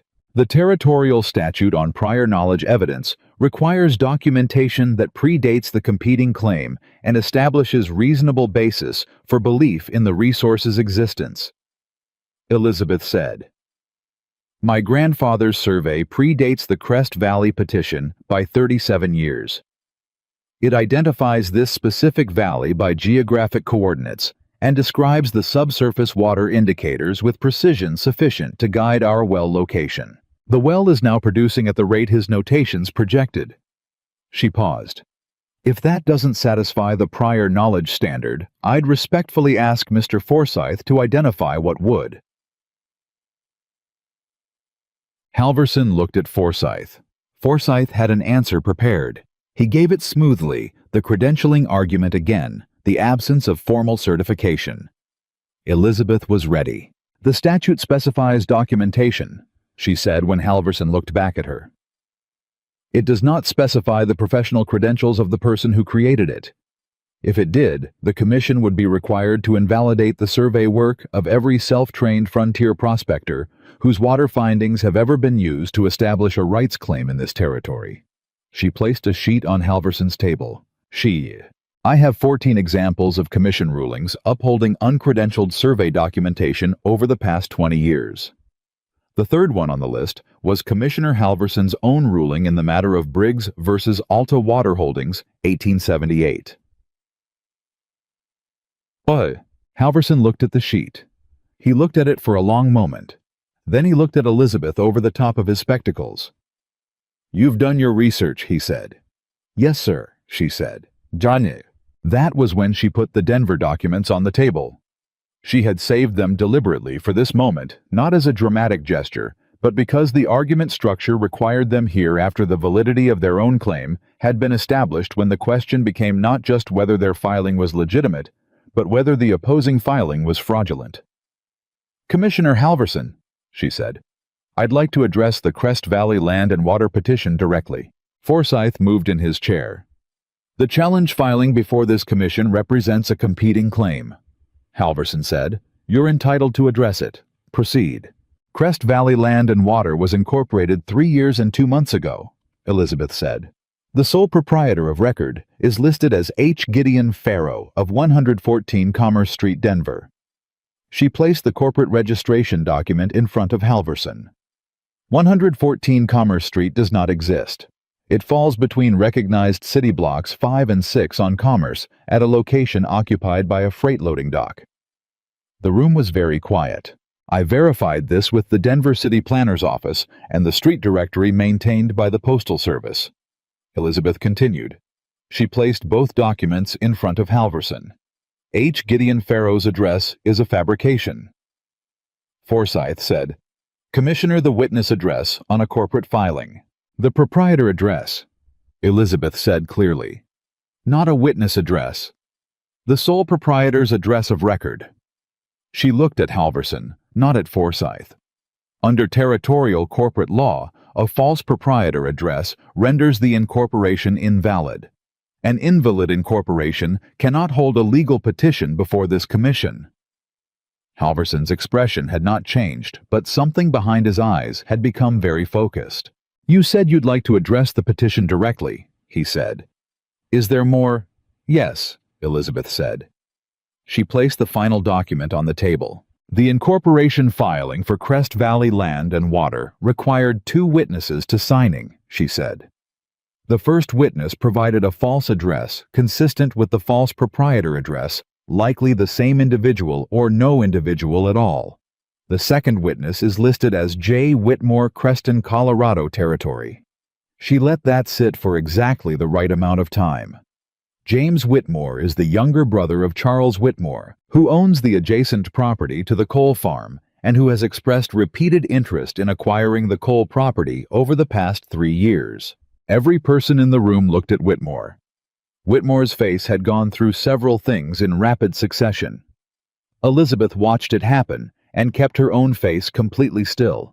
The entity that filed the challenge petition before this commission, Elizabeth said, was incorporated with a false address, a false primary proprietor, and witnessed by a direct family member of the party who stands to benefit from the challenge's success. She paused. This is not a competing water rights claim. This is a fraudulent instrument designed to cloud title and obstruct legitimate property development. She placed her hands flat on the table. I respectfully request that the Commission invalidate the Crest Valley petition and confirm our water rights filing as the sole valid claim on record. She sat down. The hearing room was completely silent. Nathan did not move beside her, did not reach for her hand or shift in his chair or make any gesture that broke the stillness. But she could feel the steadiness radiating off him, the particular quality of a man who has put his full weight behind a decision and is completely at peace with where he stands. Halverson looked at the documents on his table. He looked at Forsyth. "Counselor," he said, "would you like to respond to the documentation regarding the corporate registration?" Forsyth was quiet for a moment that lasted slightly too long. "Commissioner," he said carefully, "the corporate filing irregularities, if confirmed, are a matter for yes or no," Halverson said. "Is 114 Commerce Street a valid address in Denver?" Another pause. "I would need to verify." "I have the city planner's record in front of me," Halverson said. He had picked up the document Elizabeth had placed before him. He read from it directly. "Commerce Street, Denver City Block designation ends at 112. 114 is unassigned." He set the document down. "That is a no." Forsyth said nothing. Halverson looked at Whitmore. Whitmore looked back at him. It was the first time in all the weeks Elizabeth had watched Charles Whitmore operate that she saw him have nothing to say. "Mr. Whitmore," Halverson said, "is the James Whitmore listed as witness on this incorporation your brother?" A long moment. "Yes," Whitmore said. His voice was quiet and entirely controlled, but it had changed.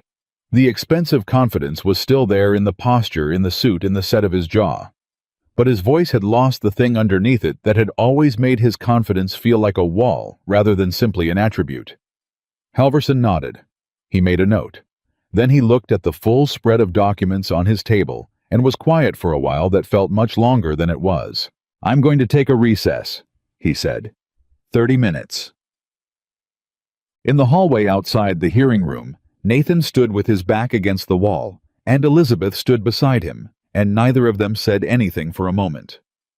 Then Nathan said, "That was, don't," Elizabeth said. "Not yet." He looked at her. "Not until it's done," she said. He nodded.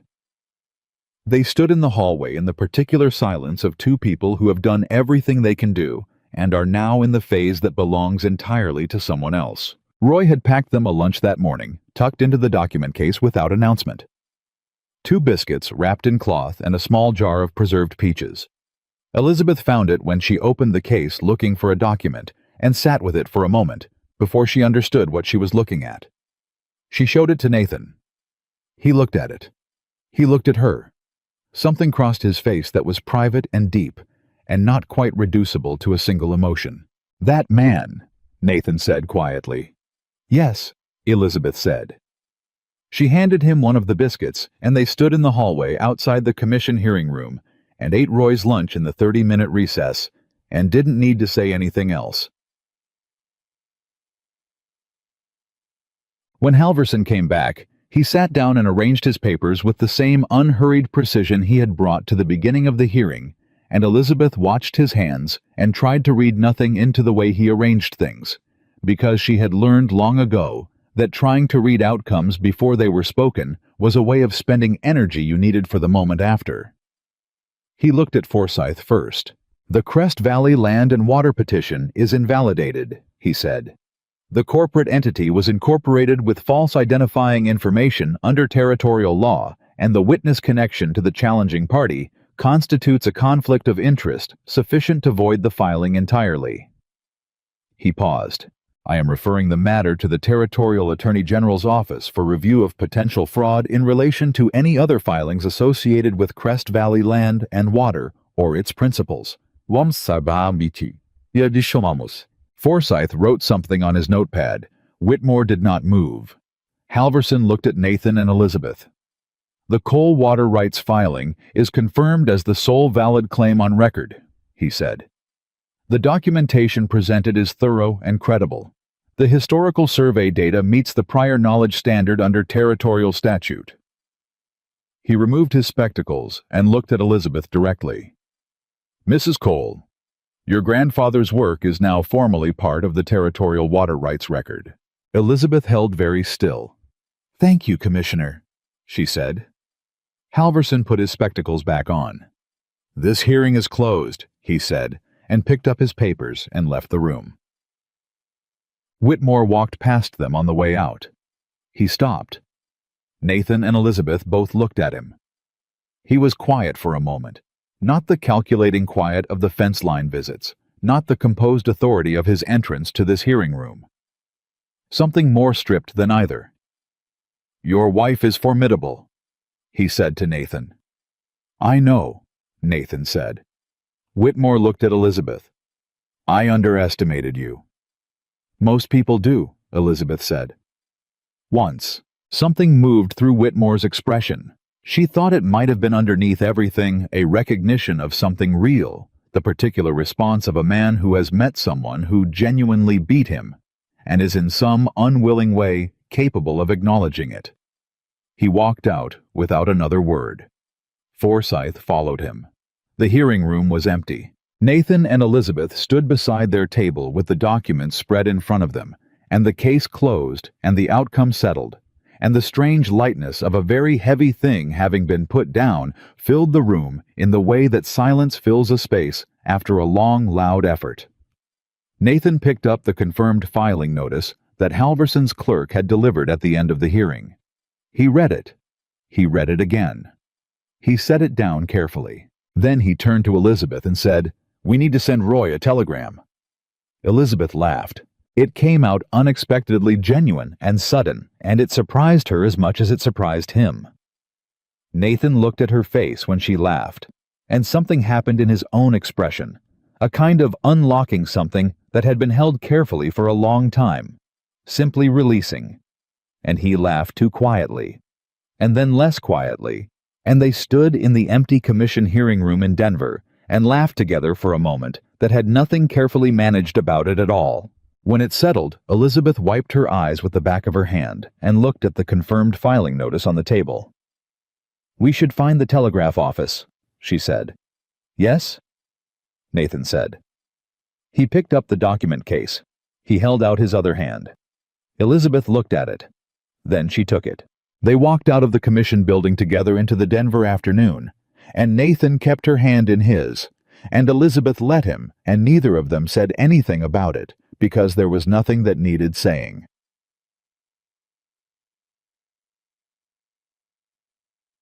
The telegram they sent Roy read, Claim confirmed.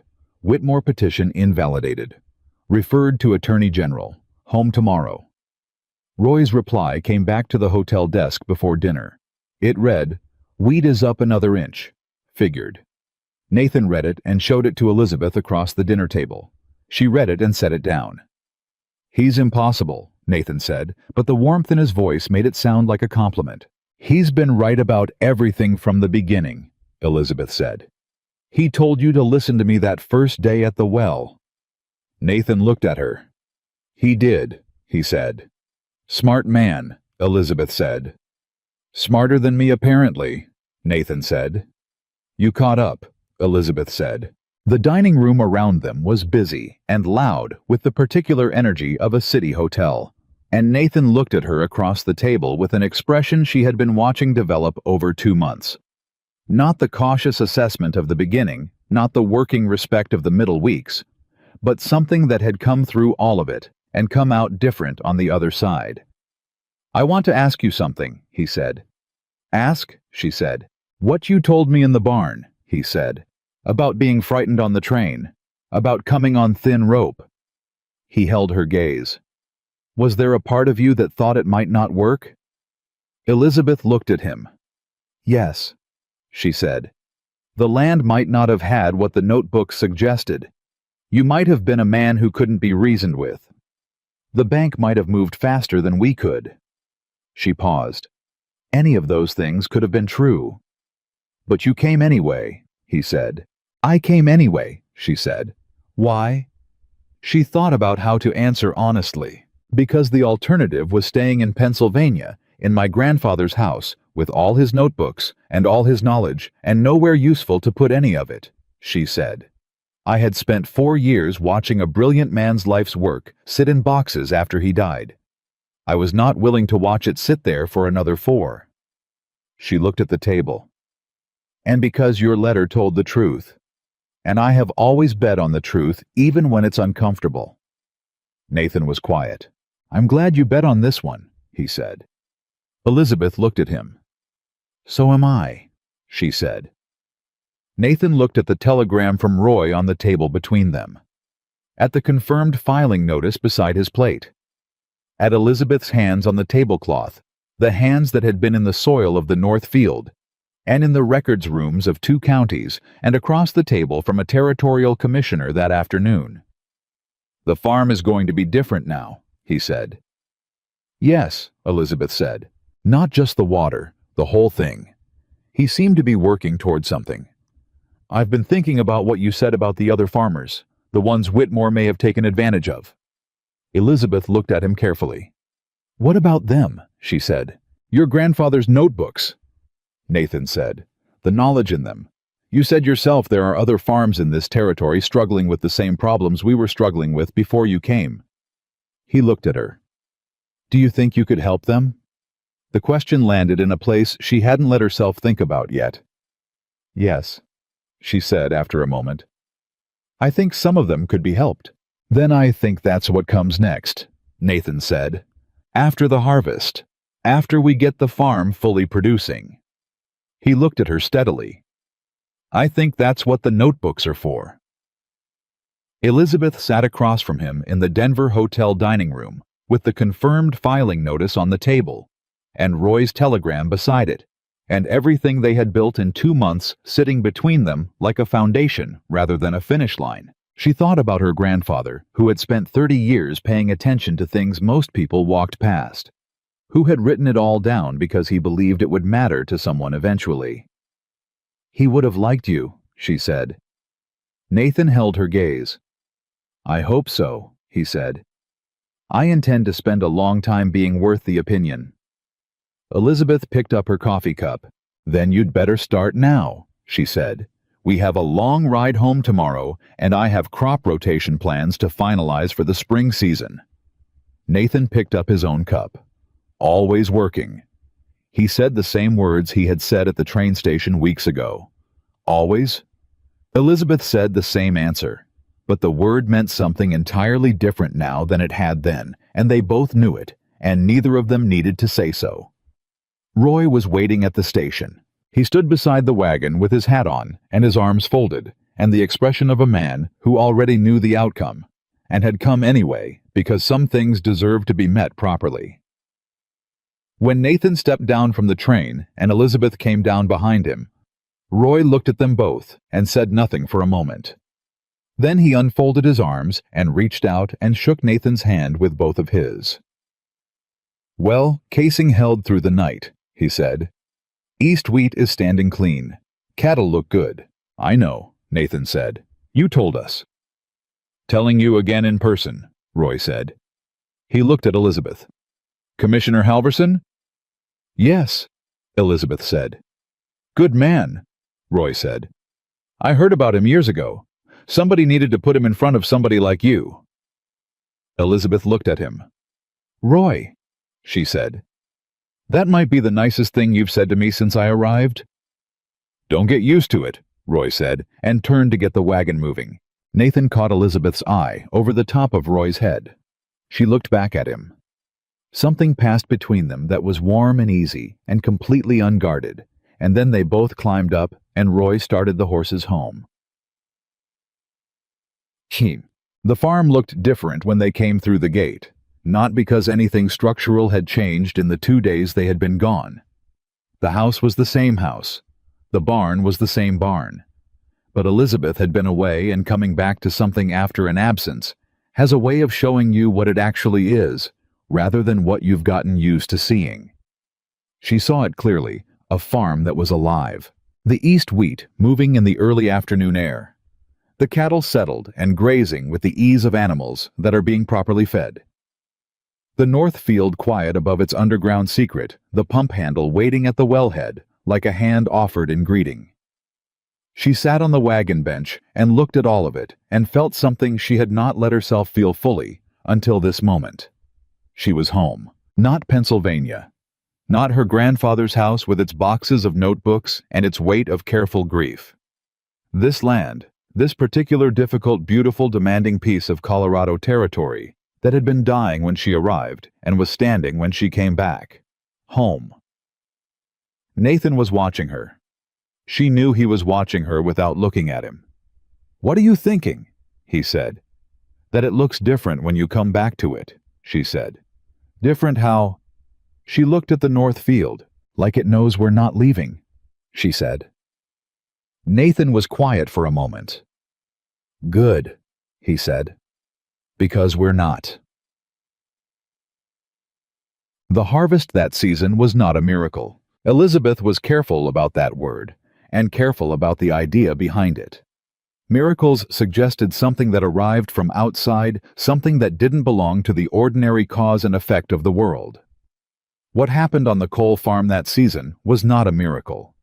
It was the result of correct soil management and proper rotation and reliable water, and 6 weeks of extremely hard work by 3 people who understood what they were doing and did it without wasting effort. But it was also more than that, and she knew it. It was the first full harvest Nathan Cole had brought in since his father died, and the numbers when she added them in the farm ledger on the last evening of the season were not just adequate.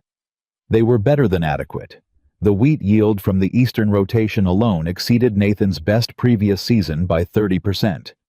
The cattle weight was up. The bank payment would be made in full with enough remaining to carry through the winter and begin the spring preparations without borrowing. She sat with the ledger open in front of her and added the final column twice to make sure she had it right. She had it right. She closed the ledger. She sat in the kitchen in the quiet of the evening and let it settle through her, all of it. The train from Pennsylvania, the first morning in the North Field, the moment the water came through the wall, the hearing room in Denver, and now this. The ledger, the numbers, the simple concrete fact of a thing that had been dying, and was not dying anymore. Nathan came in from the barn and looked at her face and stopped. "What?" he said. She opened the ledger and turned it to face him. He came to the table and looked at the numbers. He looked at them for a long time.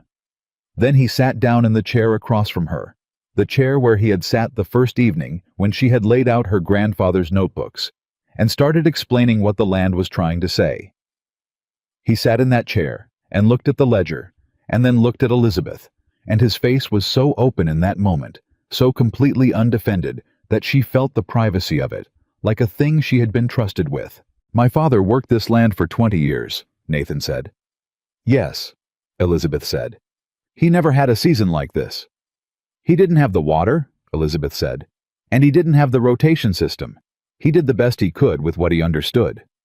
"I know," Nathan said. "I'm not—" He stopped. "I'm not saying he failed. I'm saying something that I don't know how to say correctly." "Then say it the way you can," Elizabeth said. He looked at her. "He built something worth saving," Nathan said. "And it nearly didn't get saved, and the only reason it did get saved is sitting across this table from me right now." He paused. "I need you to know that I know that." Elizabeth held his gaze. "We saved it," she said. "Elizabeth, Nathan." Her voice was quiet, but it was certain. "I had the knowledge, you had the land and the belief and you were willing to dig even when you were frightened. Roy held this place together for 12 days while we were in Denver. The well was your father's land giving up what it had been keeping. She looked at him steadily. All of it was necessary. If any piece of it had been missing, the numbers in that ledger would be different. Nathan looked at the ledger. "All right," he said quietly. "We saved it." "Yes," Elizabeth said. "We did." The Attorney General's review of Whitmore's holdings began 6 weeks after the Denver hearing. The news came to Creston the way most official news came through the county paper, a brief article that described the inquiry in careful legal language that required reading twice to understand.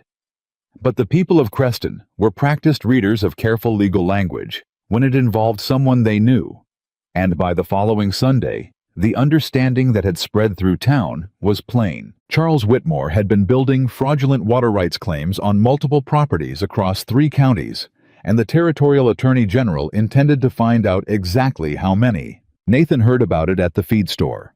The man who told him was Peterson, the wheat farmer, who had watched them dig from the fence line 2 months earlier.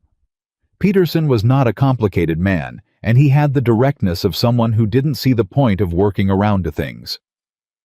"Whitmore's in real trouble," Peterson said. "It appears so," Nathan said. 3 other families, they're saying, maybe more. Peterson looked at him. "Your wife found all of this. She documented the connection between the Crest Valley entity and Whitmore's operation," Nathan said. The Attorney General's office followed the thread from there. Peterson was quiet for a moment. "I told my wife about the rotation thing," he said. "What your wife did with the wheat. Martha looked it up in a book she had and said she thought it was right." He paused. "Do you think Elizabeth would talk to me about my Southfield sometime? It hasn't produced properly in 3 seasons. Nathan looked at him. "I'll ask her," he said. He drove home with the feed supplies and told Elizabeth about the conversation that evening. She listened. "Peterson's Southfield," she said. "He's been single cropping wheat. You can see it from the road." "Can you help him?" "Yes," she said. "Would you?" She looked at Nathan. "You're asking me as if I might say no," she said. "I'm asking because it's your choice," he said. "Your knowledge, your time." Elizabeth looked at her grandfather's notebook on the shelf, where it now lived permanently. Cover-worn pages soft from handling. "My grandfather spent 30 years studying land that other people were going to farm," she said. "He wrote it down because he believed someone would use it someday." She looked at Nathan. "Letting it sit on a shelf when Peterson's Southfield is 3 miles away seems like a poor use of 30 years. Nathan almost smiled. "I'll tell him you'll come by Thursday," he said. "Ciao." She went to Peterson's farm on Thursday morning. Martha Peterson met her at the door, a round, warm woman in her 50s, who shook Elizabeth's hand with both of hers and brought her inside for coffee before Elizabeth could say that she'd rather start in the field. She drank the coffee and answered Martha's questions about the Denver hearing with the plain directness she brought to most things, and Martha listened with the focused attention of a woman who understood that what had happened in Denver mattered beyond the coal farm. "Whitmore offered Thomas a settlement 3 years ago," Martha said, "on the Southfield water." She looked at her coffee cup. "We almost took it." Elizabeth set her cup down. "What stopped you?" she said. "Thomas thought the price was too low," Martha said. "He didn't know why, just felt wrong." She paused. "Now we know why it felt wrong." "Now you know," Elizabeth said. Martha looked at her. "Thank God you came," she said, simply, without drama. Elizabeth didn't know what to say to that, so she said, "Let me look at your Southfield." The Southfield was exactly what she expected from the road-depleted single-crop soil, the particular pale exhausted color of ground that has been asked to give the same thing for too many seasons without being given anything back. She walked it the same way she had walked the Cole North field, on the first morning hands in the soil, reading what it was telling her, and the field told her the same kind of story. Fields always told her, "This is what happened. This is what it cost. This is what I need." She spent 2 hours with the Petersons. She left them a written rotation plan and a list of 3 things to do before winter set the ground. Thomas Peterson walked her back to the wagon at the end and stood holding her horse's bridle for a moment. "What do we owe you?" he said. Elizabeth looked at him. "Nothing," she said. He frowned. "That's not—" "It's my grandfather's work," she said. "He'd have given it to you for nothing. I'm doing the same."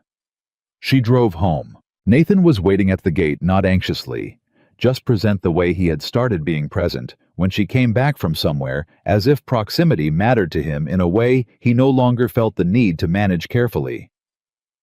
"How was it?" he said. "Fixable," she said.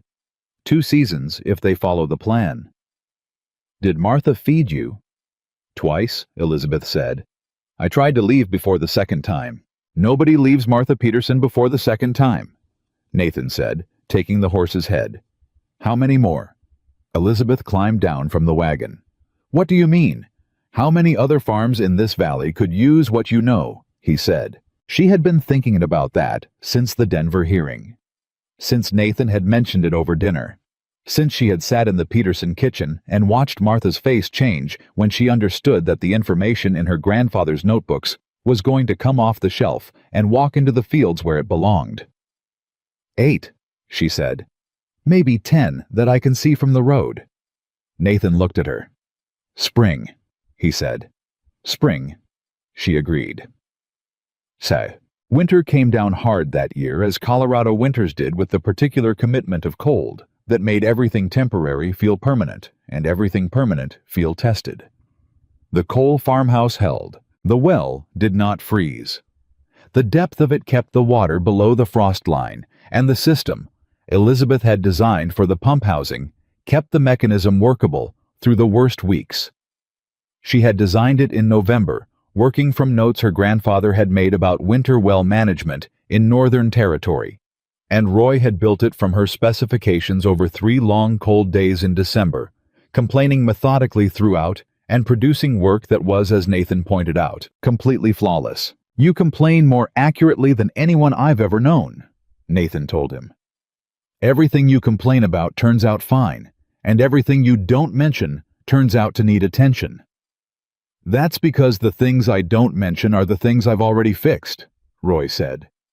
Elizabeth looked up from her ledger at that and didn't say anything, but she filed it away as one of the truest things she had heard stated in the coal kitchen. The winter evenings were long and the work contracted naturally to the house and the barn and the animals, and Nathan and Elizabeth fell into the rhythms of a shared life with the same practical inevitability they had brought to everything else. She read in the evenings. He worked on the equipment repairs that the season made possible for the first time in years, because for the first time in years, there was money to buy the parts. They talked at dinner in the unhurried way of 2 people who have moved past the phase of careful presentation and arrived at the easier territory of genuine conversation. She learned things about him that letters and 6 weeks of crisis farming had not given her. That he had wanted to be a school teacher when he was young, before his father's health began to fail, and the farm became the only possible future. That he had read more widely than he let on, and had opinions about things that surprised her pleasantly. That he was patient with almost everyone and everything except dishonesty, which he could detect very quickly, and which made him very quietly furious in a way that passed faster than anger usually does, but left a mark. He learned things about her, too. That she had been lonely in Pennsylvania in a way that she had managed so efficiently it had almost become invisible to her. That she had her grandfather's habit of thinking in long chains of cause and effect that sometimes took her somewhere unexpected and left her quietly startled by what she found there. That she laughed more easily than he had initially understood. That the composed and careful exterior she wore by default in new situations was simply the practical armor of a person who had learned early that the world did not always receive what she had to offer with generosity. One evening in January, deep in the winter, Nathan looked up from the equipment manual he was reading and said without particular preamble, "I want to marry you properly." Elizabeth looked up from her notebook. "We are married," she said. "We signed papers," he said, "in front of a justice of the peace at the Creston courthouse on the day you arrived with Roy and the justice's clerk as witnesses, And then we drove directly out to the farm, and you asked to see the north field." He paused. "That was the ceremony." Elizabeth looked at him. "I remember it clearly," she said. "I'd like to do it again," he said. "In the spring, with people present, with the farm standing and the water running and everyone who was there for what we built here able to be there for what comes next." He said it plainly the way he said most things, without performance or excessive decoration. Just the clean fact of what he meant. Elizabeth set her notebook down. "Roy will complain about having to wear a proper coat," she said. "Roy will complain about everything and show up an hour early to make sure it all goes correctly," Nathan said. Elizabeth considered. "The Petersons," she said. "And the Dunlaps from the East Ridge, they've been trying to fix their irrigation channel for 2 years. I told Martha I'd look at it in spring." "We'll invite them all," Nathan said. She looked at him across the kitchen table, at the man who had met her at a train platform, with the expression of someone recalculating who had stood in a hole 14 feet underground and pressed his forehead against the earth when the water came through. Who had sat across from her in a Denver hotel and said he intended to spend a long time being worth her grandfather's good opinion. "Yes," she said. He nodded once, picked up his manual. She picked up her notebook. Outside, the Colorado winter pressed against the house, and the well held its cold, deep water far beneath the frost, and the wheat that would grow in spring was already arranged in Elizabeth's plans on the pages of her grandfather's notebook, waiting for the ground to soften and receive it. The wedding happened on the second Saturday of May. The farm was in full preparation for the season, and Elizabeth had insisted that the ceremony be in the morning, so they could return to work in the afternoon. A condition Nathan had agreed to without argument, because he had learned that arguing with Elizabeth's sense of practical priority was an activity with a very poor return rate. Roy arrived at 6 in the morning to help set up. He wore a dark coat that was clean and well-pressed, and that he had clearly prepared with significant effort, and he complained from the moment he arrived until the moment the ceremony started. About the coat, the chairs that Nathan had borrowed from the church, the placement of the chairs, the weather, and the fact that the east irrigation channel drip he had been monitoring for 2 days was going to need attention before the end of the week. "Then we'll attend to it Monday," Elizabeth told him. "Just making sure someone knew," Roy said. "Someone knows," she said. "Now stop talking about the irrigation channel." "I'm just saying—" "Roy," Nathan said. Roy stopped saying. The Petersons came. Thomas shook Nathan's hand, and Martha brought a pie and hugged Elizabeth in the direct and enveloping way Martha Peterson did everything, and Elizabeth, who was not naturally given to receiving embraces from relative strangers, found that she did not mind it at all. The Dunlaps came from the East Ridge, a couple in their 40s, who had heard about the coal farm through Peterson, and who had sent Elizabeth a letter in February asking about the irrigation problem, which she had answered in 6 pages of detailed analysis that had apparently convinced them she was either a genius or insane, and they were willing to find out which. The Dunlap wife Clara took one look at Elizabeth on the morning of the wedding and said, "I expected you to be taller. I expected your channel to be more complicated," Elizabeth said. "We were both wrong." Clara Dunlap laughed. Elizabeth thought she was going to like her. Neighbors came who had watched from fence lines and heard about the water and the Denver hearing and had formed opinions. Some of them had believed the rumors Whitmore spread in the early weeks. Some of them had not. Most of them were honest enough in the private way that people in small places are honest when they think no one is tracking the score, to know that they had underestimated the woman who arrived from Pennsylvania with 1 suitcase and a worn leather notebook. Peterson stood with Nathan before the ceremony and said something Elizabeth was close enough to overhear. "You got lucky," Peterson said. "I know," Nathan said.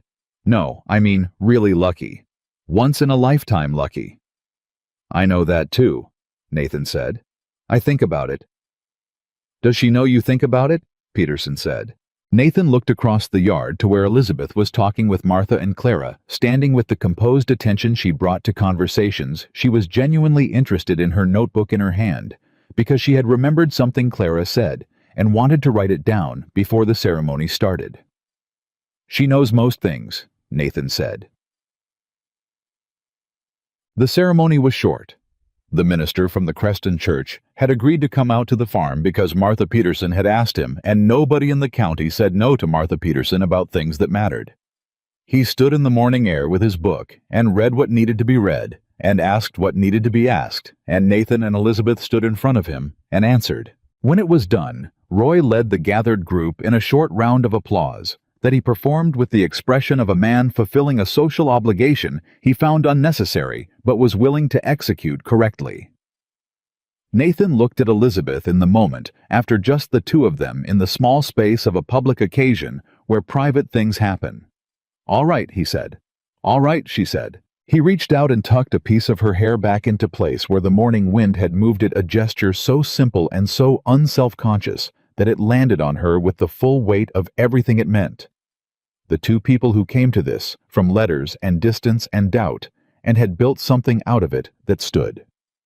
"The irrigation channel," she said. He dropped his hand. "Elizabeth, I'm just saying we should look at it Monday," she said. Clara described the specific section, and I think it might be Monday, he said firmly. Monday, she agreed. Martha Peterson appeared with the pie, and the morning moved forward, and Roy ate 2 pieces and complained that the crust was too thick, and Thomas Peterson told the story of Elizabeth walking his south field with her hands in the soil and being able to say within 2 minutes what 3 years of bad seasons had failed to tell him. And Clara Dunlap asked Elizabeth questions about the East Ridge water table that led to a 20-minute conversation that wandered so far into soil science that Nathan eventually came over and physically redirected his wife toward the gathered guests by putting his hand at the small of her back and steering. "You can talk about the water table Monday," he said. "She asked me a direct question," Elizabeth said. "Clara will still be asking direct questions Monday." Elizabeth looked at Clara. Clara nodded agreeably. "Monday," Elizabeth said. 3 years later, Coal Valley Farm was known throughout the territory. Not for the story alone, though. The story traveled: the struggling rancher, the mail-order bride, the underground spring, the Denver hearing. Whitmore's fraudulent holdings unraveling through 4 counties as the Attorney General's review expanded into something larger than anyone had initially understood. Stories like that traveled in the way that stories always travel in places where people live close to the difficulty of things.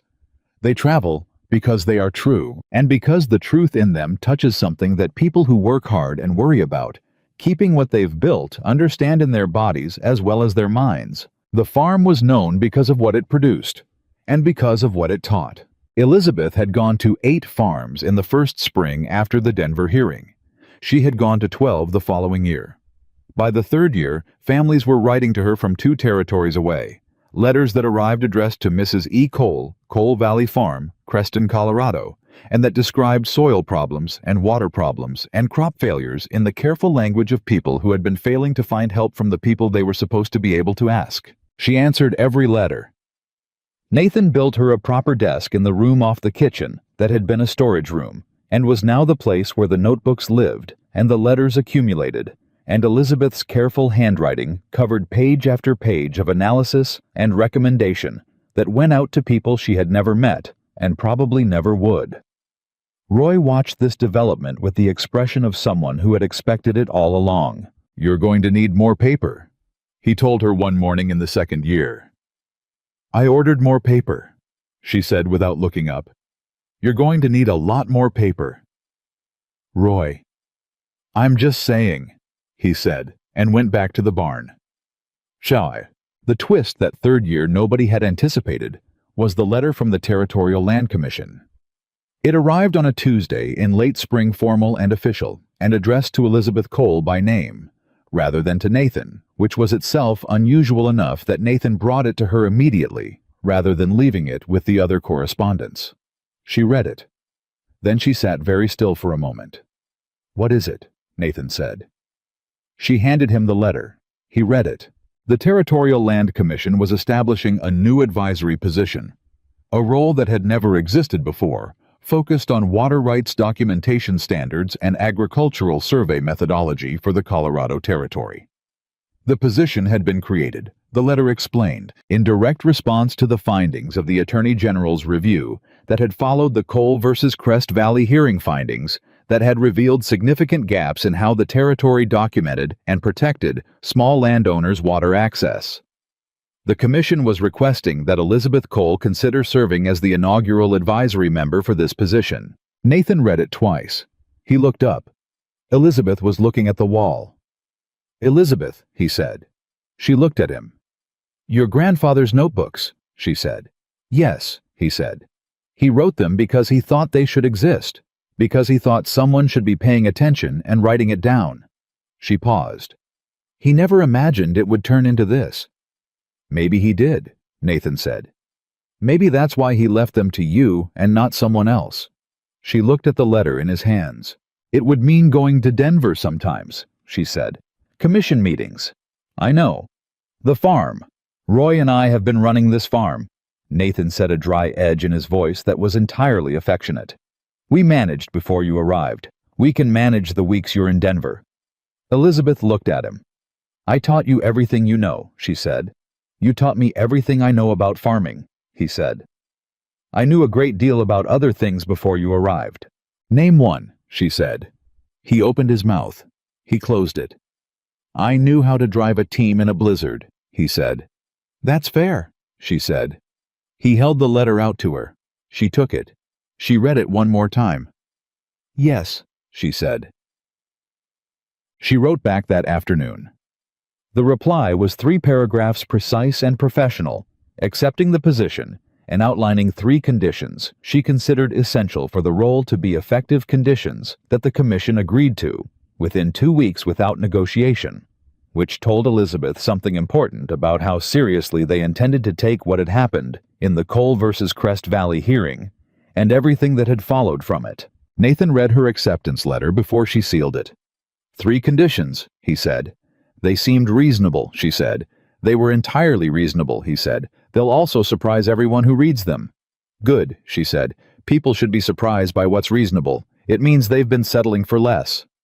Nathan looked at her. "Your grandfather," he said. "Did he know you would turn out like this?"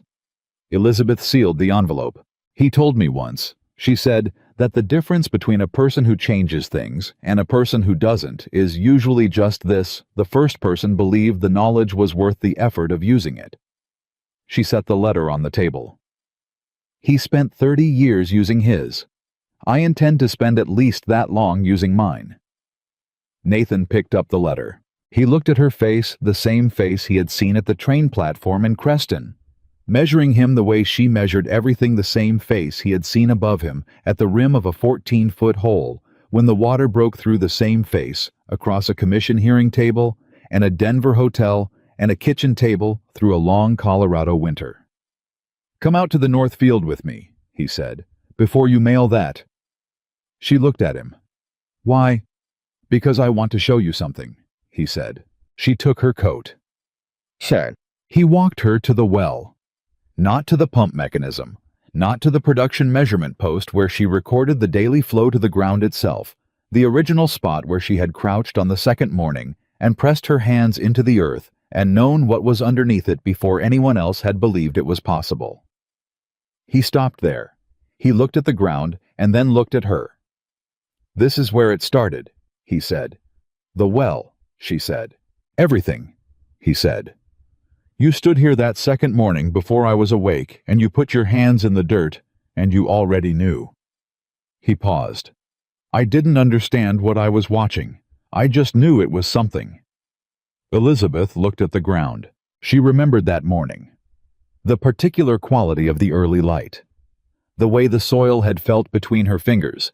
The specific texture that her grandfather had described so precisely that when she finally felt it herself, it was like hearing a voice she recognized, even though she had never heard it before. "He stood somewhere like this," she said.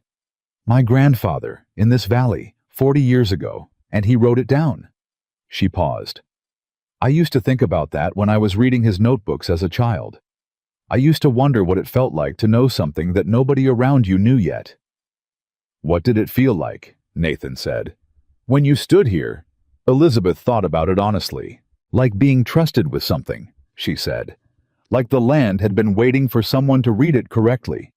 She looked at Nathan. Like your father built something worth saving, and the only thing it was missing was someone who spoke the right language. Nathan was quiet for a moment. My father would have liked you, he said. He was a stubborn and particular man, and he would not have made it easy, but he would have liked you, the same way he liked things he respected. Roy said something similar about your father, Elizabeth said. First week I was here. Roy knew my father well, Nathan said. Roy has known most things well most of the time, and had the patience to wait for everyone else to catch up. He's still waiting in some cases, Elizabeth said. Nathan looked at her. Are you including me in that? He said. She met his eyes. You caught up, she said. He held her gaze for a moment, and then he reached out and took her hand, the way he had taken it walking out of the commission building in Denver, not as a statement, not as a performance, simply as the most natural expression of where things stood between them. Come back inside, he said. I'll make coffee while you finish the letter. They walked back toward the house together, and the north field was green on both sides of them, and somewhere 40 feet below the ground, the cold, deep water moved through the earth, the way it had always moved, patient and constant, waiting. The same way her grandfather had waited, the same way. Good knowledge always waits, not for the right moment, but for the right person to finally look in the right place. Elizabeth Cole had been that person, and now with the commission letter sealed and the spring rotation underway, and 8 families in 2 territories reading the pages she had sent them with Nathan beside her and Roy in the barn, finding something new to fix with her grandfather's notebooks off the shelf, and finally completely fully in use, she was ready to be that person for everyone else who still needed her. Some women arrived as strangers and became wives. Elizabeth Carter. Cole arrived as a stranger and became something this land had never had before. The woman who understood it well enough to save it and loved it well enough to stay. That was the whole story, and it was enough and it was true.